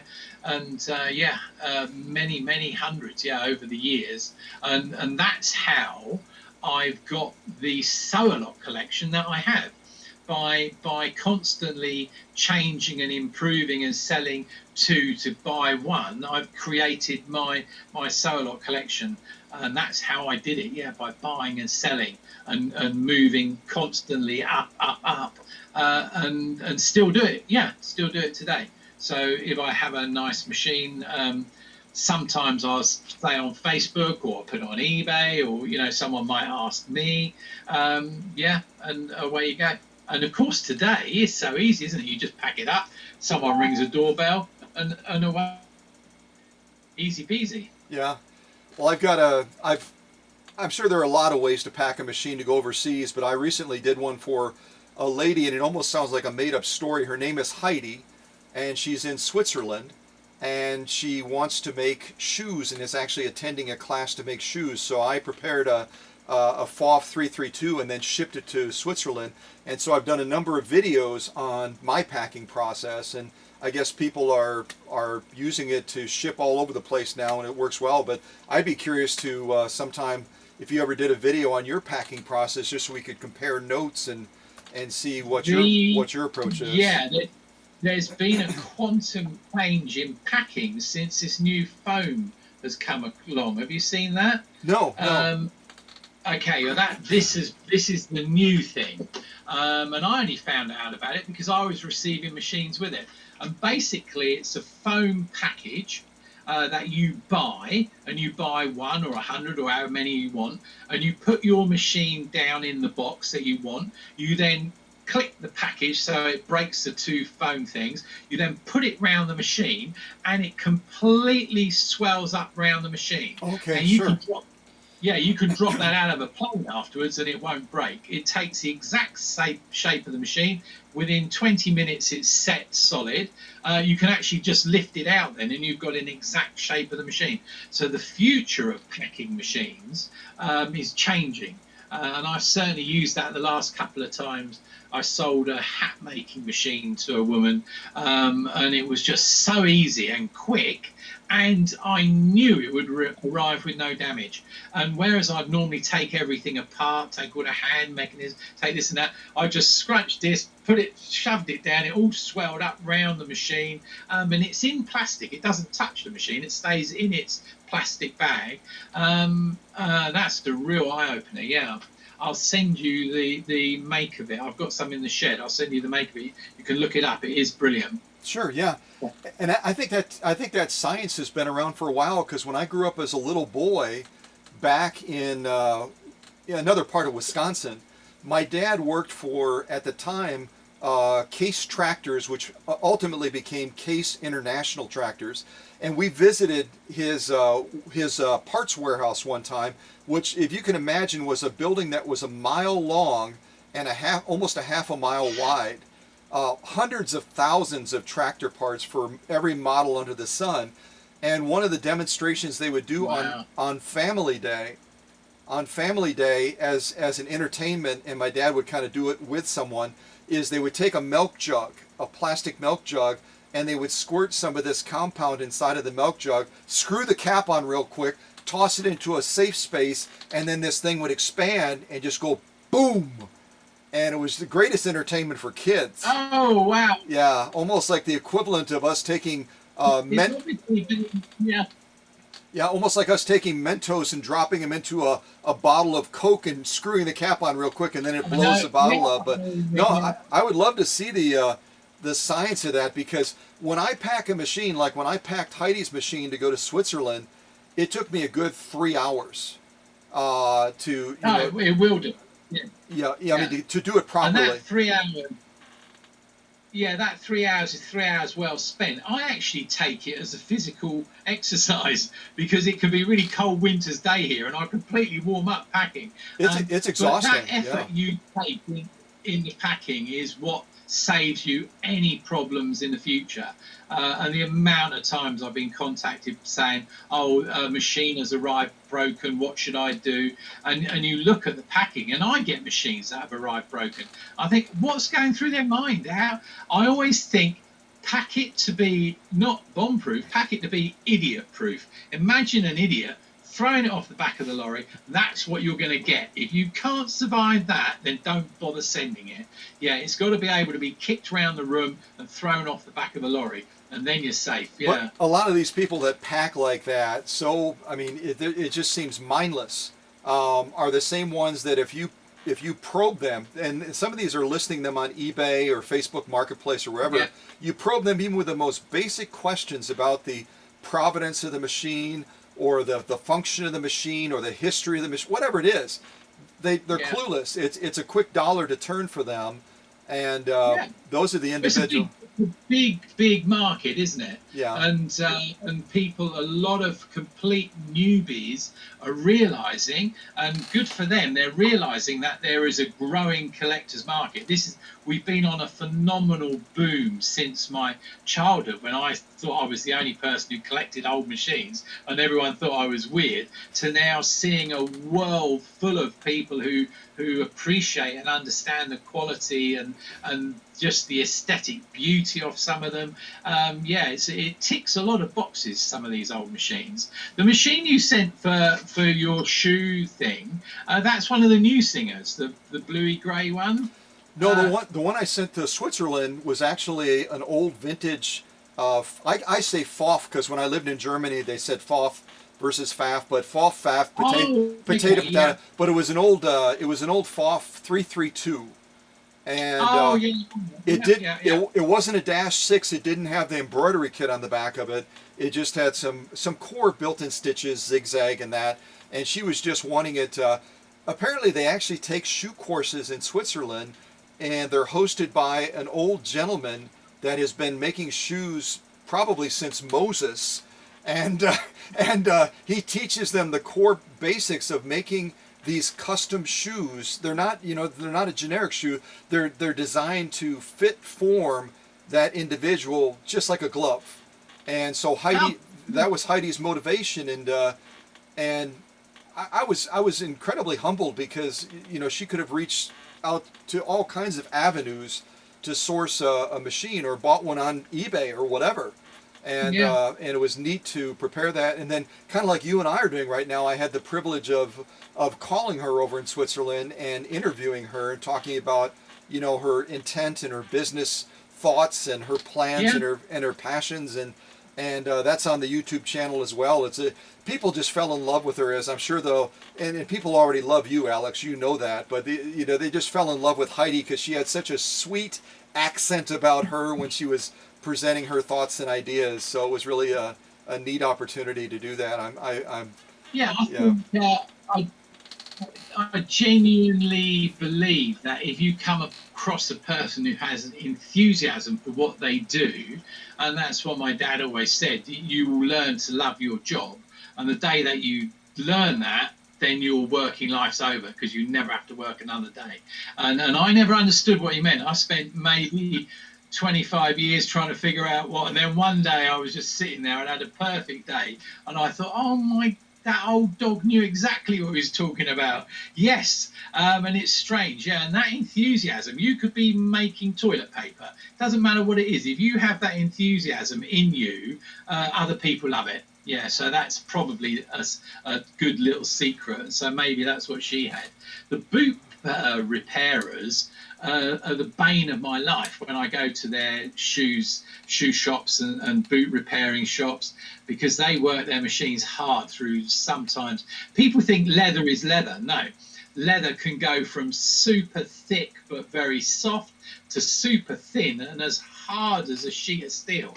And so when they say, oh, it's only thin leather, that doesn't mean anything. And it's just incredible how they'll expect a machine to sew that sort of work. Yeah, and boot patchers expect their machines to do everything, you know. Yeah, and of course they don't.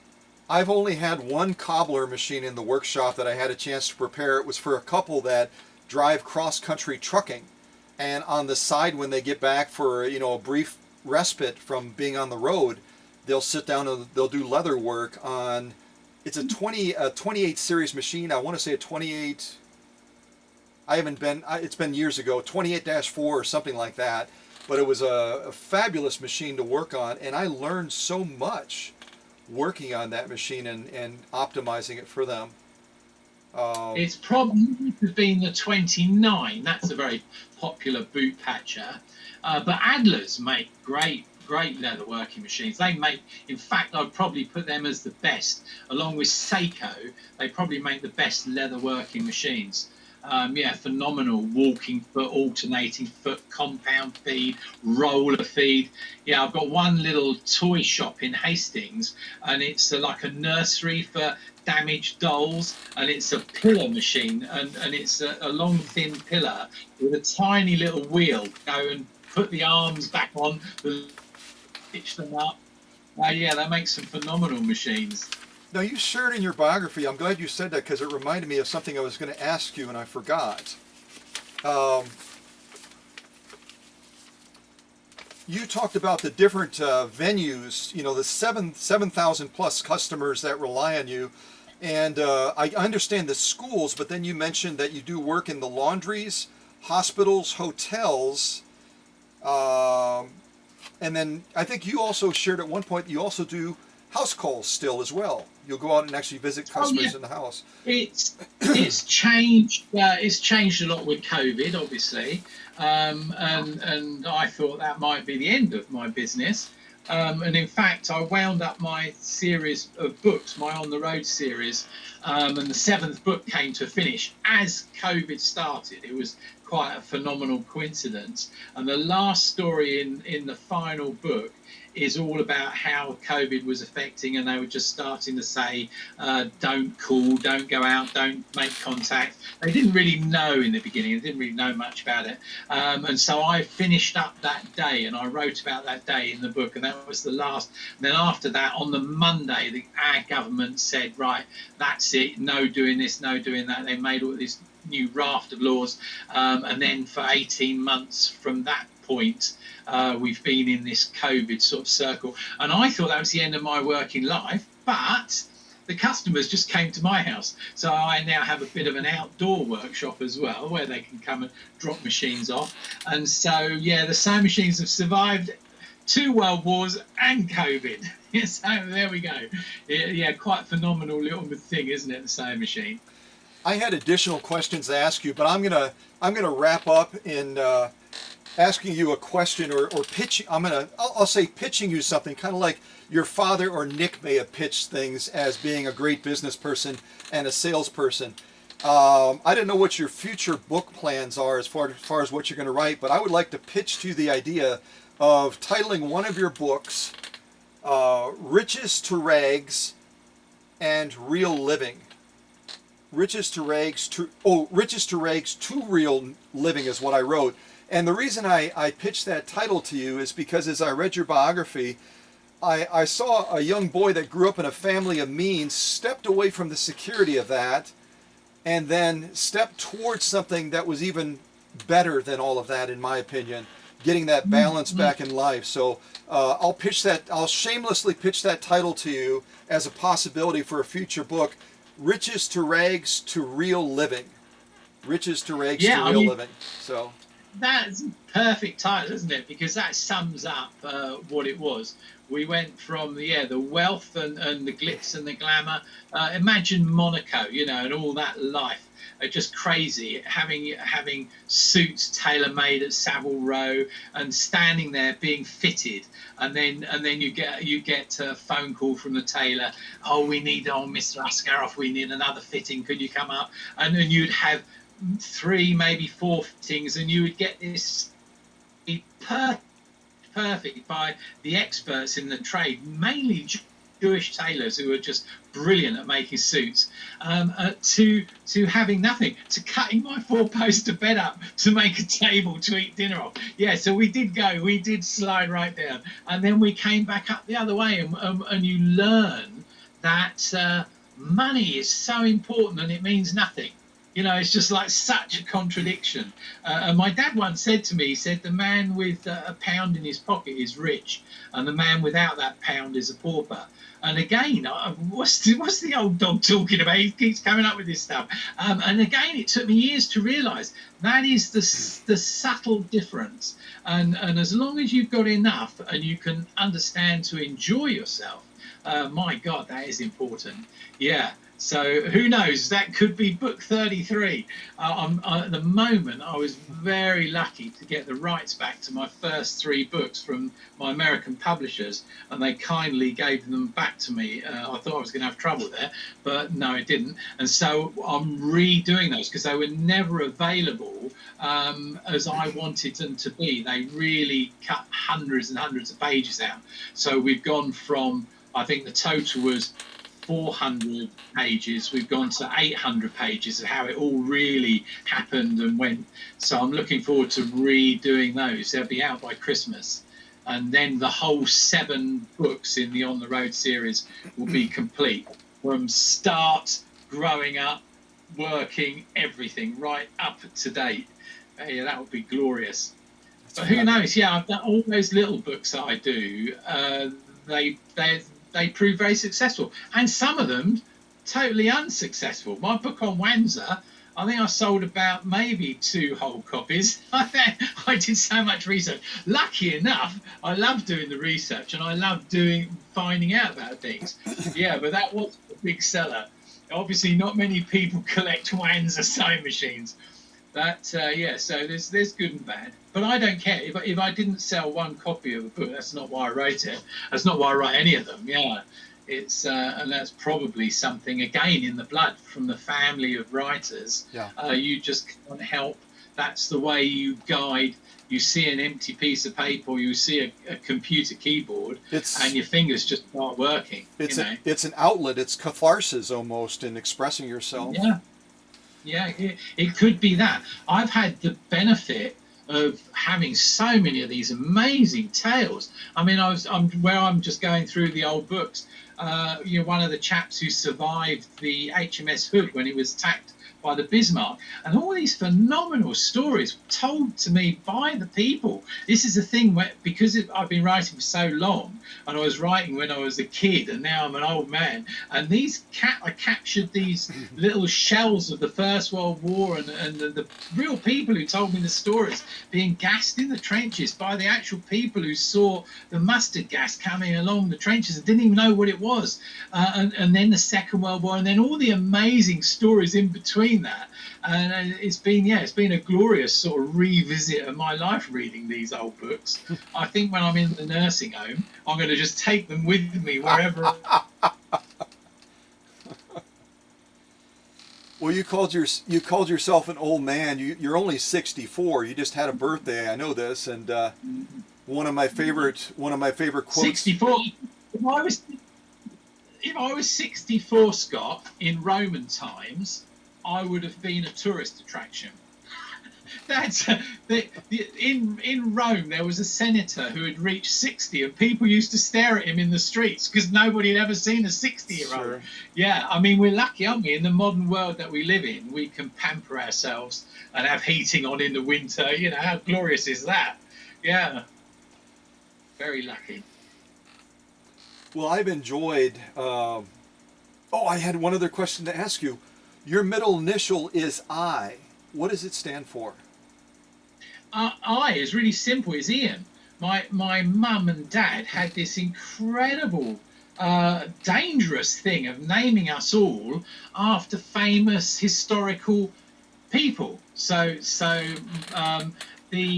We had Nikolai after Tsar Nikolai was Nick, and unfortunately I was going to be called Napoleon.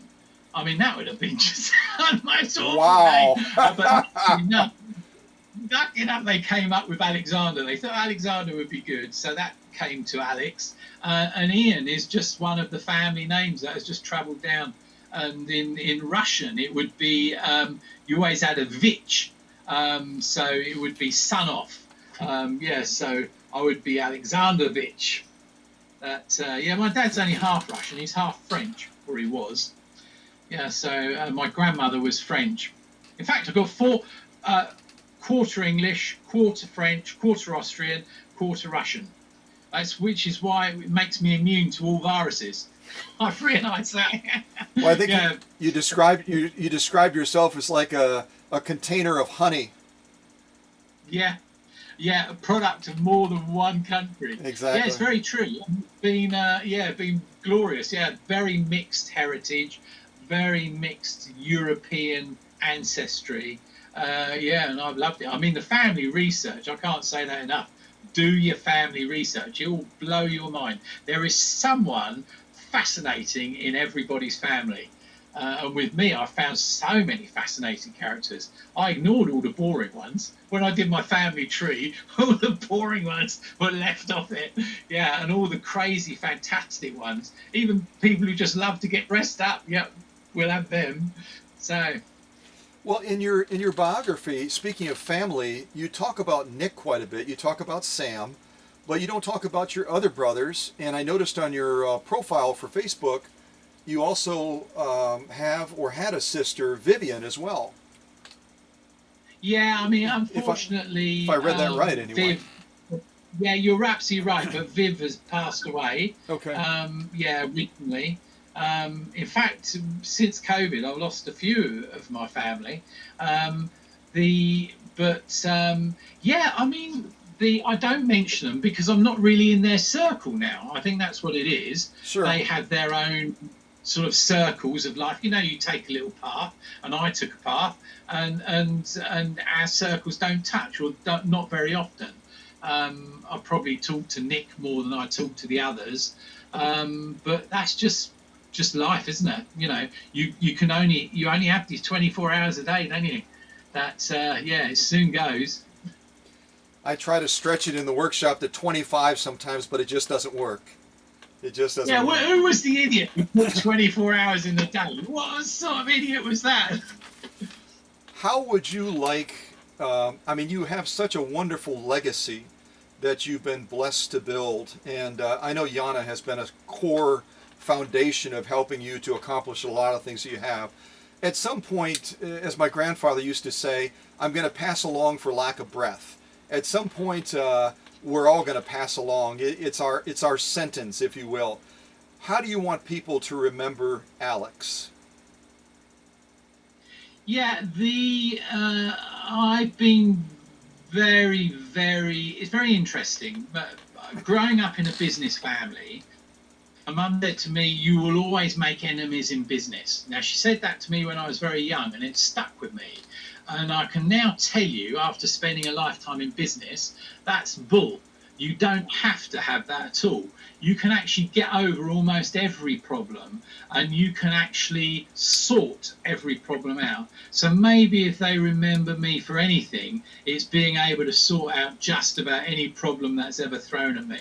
Doesn't matter what it is, I will go round and sort the problem out. And that's what I did growing up. That's what I did at the family business. That's what I did after I left the family business. And that's what I do now. I see a problem because we all wake up and we're going to get slapped with different problems every day. We never know when they're going to come from, or where they're going to come from, or how bad they are. But we all know they're coming, and you just get over them, and you get round them, and you just carry on. And that's probably, if you were going to sum it all up, it's all attitude. It's that one word. And that attitude is probably the most important thing maybe even the meaning of life. You say to someone, I love you, and you say it in a sarcastic way, and you say it in a meaning way, and you can see those three words can be a world apart. And that's attitude. That world apart is attitude, and that is everything. So you can say the same thing and do the same thing, and you can have a completely different attitude. And I've just loved my job. So I've loved what I've been doing, even when I had no money. I loved what I was doing. And even when I get cheated, I always think now the old dears have just cheated me. I think, how can you do that? You cheated me last time and I fell for it. And I think, oh, well, it'll make a good story for my book. So, there's always that attitude to get over it. I don't know. I'm no expert, really. That's something else someone told me. There's no such thing as an expert. And I think I've started to realise that as well. One of the things you'll hear me say oftentimes, if not at every premiere that I do, and I'll take credit in saying it now, is sometimes a teacher, always a student. Yeah, perfect. Yeah. We're constantly learning, and the one thing I found is I'm constantly learning from people that I have contact with. People that might be brand new to sewing, might be brand new to the VSM space, will have a different insight because they're not immersed and they're not distracted by all of the murmurings that are so central to that space. They'll look at it from a different vantage point and they'll ask a profound, insightful question that I never really gave much thought to, and then I'll have to look it up and research it and try to find the answer to what they've asked. So yeah, I mean, it's a constant. What did Aristotle say so profoundly? He said the truly wise person realizes their intelligence is a drop of water, their ignorance an ocean. I have such a big ocean, wider than the span that separates you and I right now, is my ignorance, and it's probably when we recognize that we become wise. We become wise to some extent. This morning an old dear came to pick up her sewing machine, and I was telling her how good the Gutermann thread was, because I love Gutermann polyester thread. Got some right up on the shelf. And I said to the old dear, did you know if you get the top and the bottom and twist it on a new reel, it opens up the thread so you can pull it out? And she looked at me and she said, yes, but did you know if you twisted it and pulled, that's where you store your pins? And I went, what? He's teaching me, and that's so, and you just love it. And in that second, when you learn something new, and you just like your whole brain, it just clicks everything, doesn't it? Yeah. So as soon as she went, I was pulling, and I said, "Oh yeah, you can store."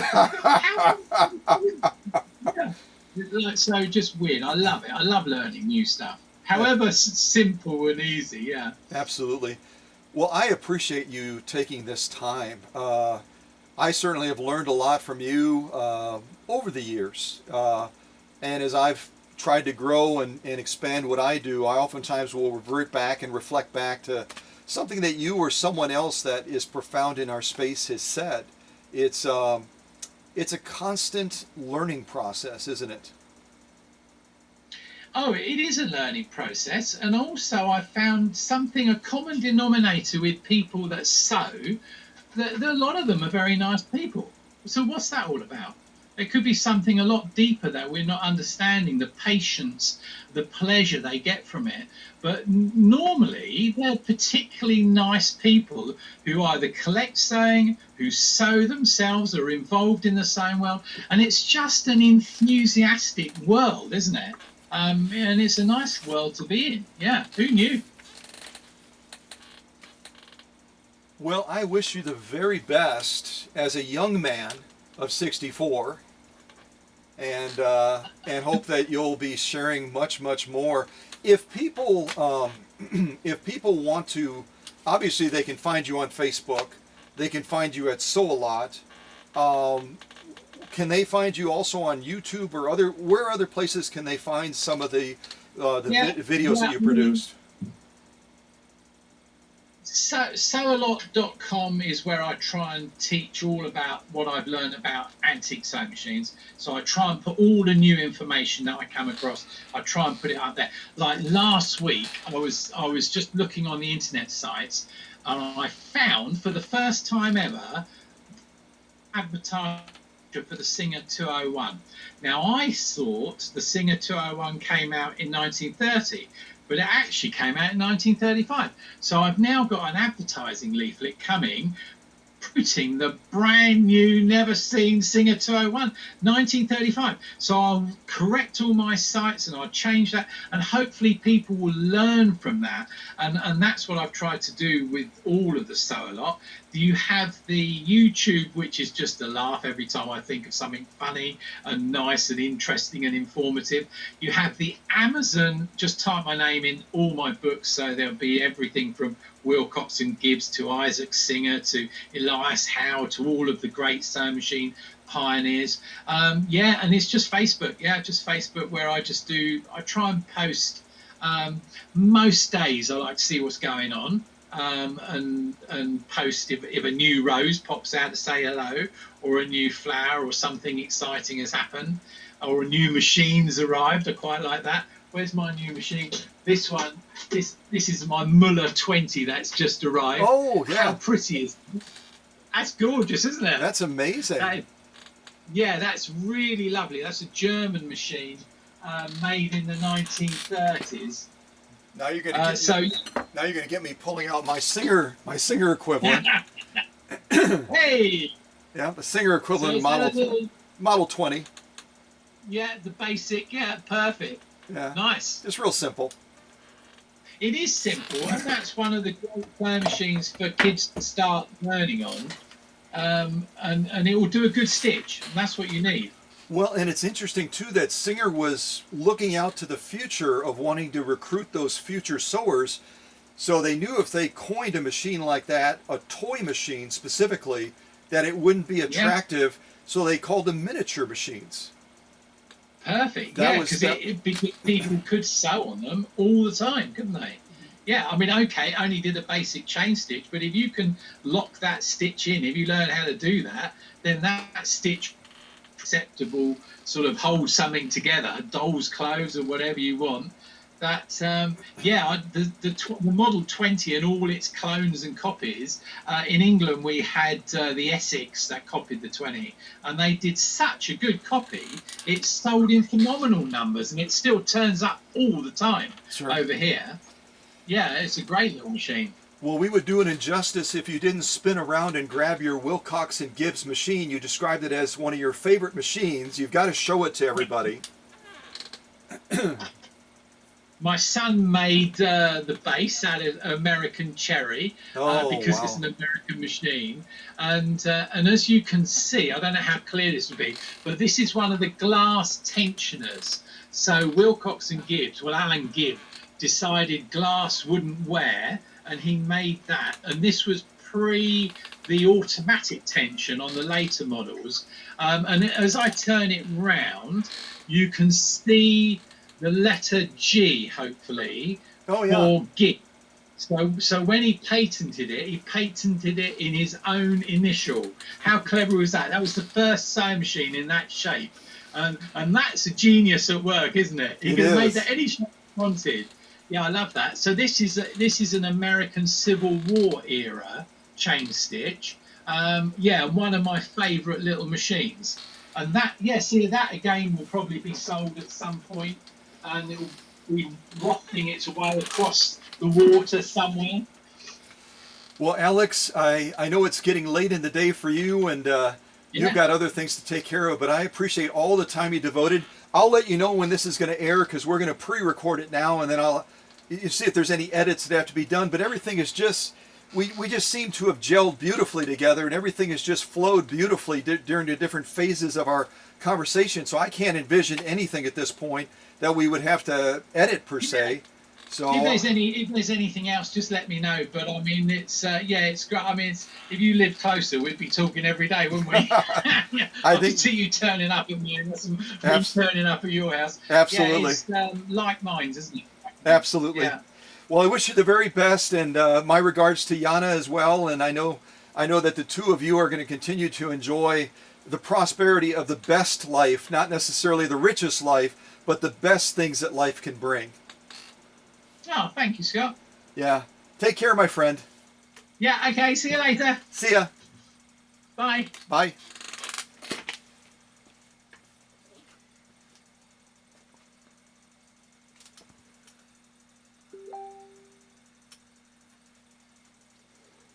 Well, that has been an absolute pleasure, hasn't it? Alex is just top shelf, and I appreciate his sharing so much. So stay tuned for other premieres where we have a chance to meet amazing people like my friend Alex from the UK.